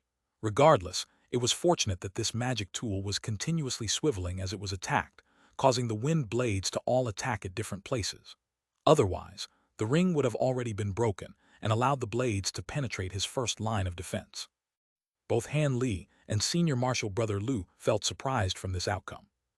Han Li felt that, although this steel ring magic tool was originally not intended for defensive use, it was a genuine, high-quality magic tool, and the quality of its material was naturally unquestionable.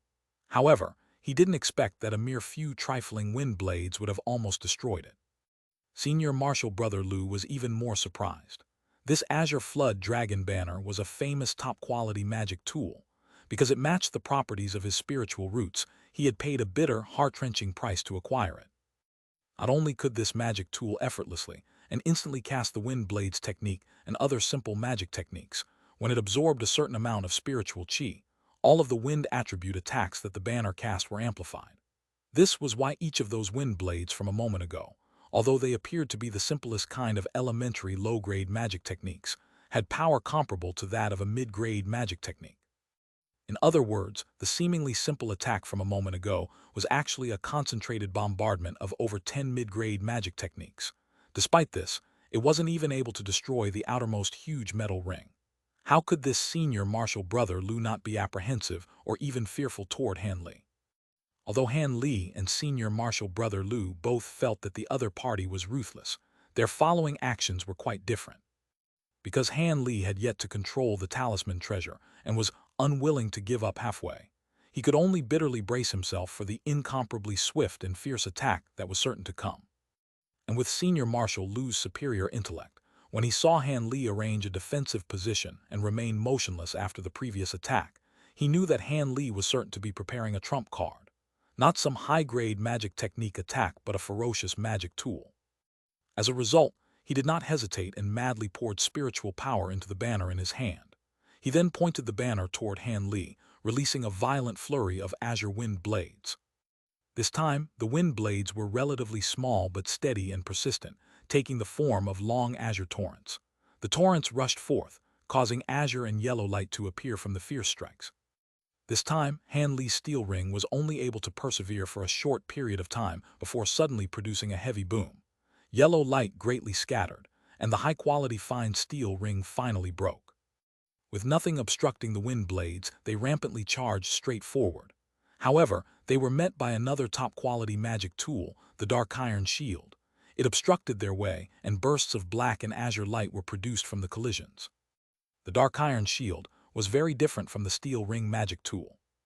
First of all, the ring's quality was a grade inferior. This shield was a top-quality magic tool of the same grade as the Azure Flood Dragon Banner. In the cultivation world, who could possess such rarely seen objects? The steel ring was simply a high-quality magic tool. Although it could not be said to be a commonly seen item since they were widely possessed, the cultivators who had the status to possess one or two of such items were still a sparse few.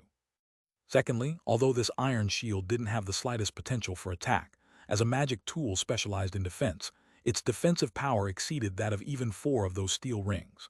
Not only was it durable and sturdy, but there were also several specialized defensive enchantments attached to the shield, causing its defensive power to greatly increase. As a result, the stream of attacks that consisted of over 100 frantic wind blades was effortlessly intercepted by Han Li's floating shield. It stood like a mountain in a storm and emitted black light. It didn't move even the slightest, giving off the appearance that it had plenty effort to spare. When Senior Marshal Brother Lu saw this, his mind grew furious, but he merely gave a cold snort. He shook out both his hands, no longer releasing wind blades from his banner point. Then he gripped the banner pole, and his hand suddenly emitted a great white light as if a flood of spiritual power was leaking from his body, rushing forth into the banner pole. After receiving such a huge amount of spiritual power, the Azure Flood Dragon banner's azure light grew even more dazzling, as if there was an azure sun rising in the middle of the night. Few would dare to look straight at it.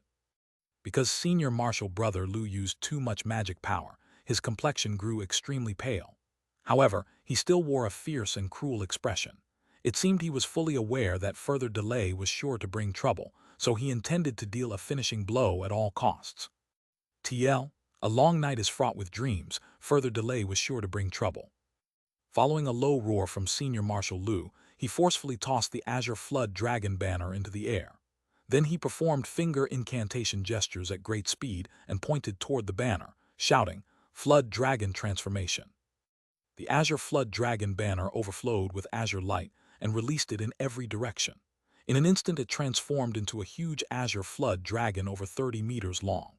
It was vivid and lifelike, baring its fangs and brandishing its claws as if it were an exact copy of the embroidery on the banner.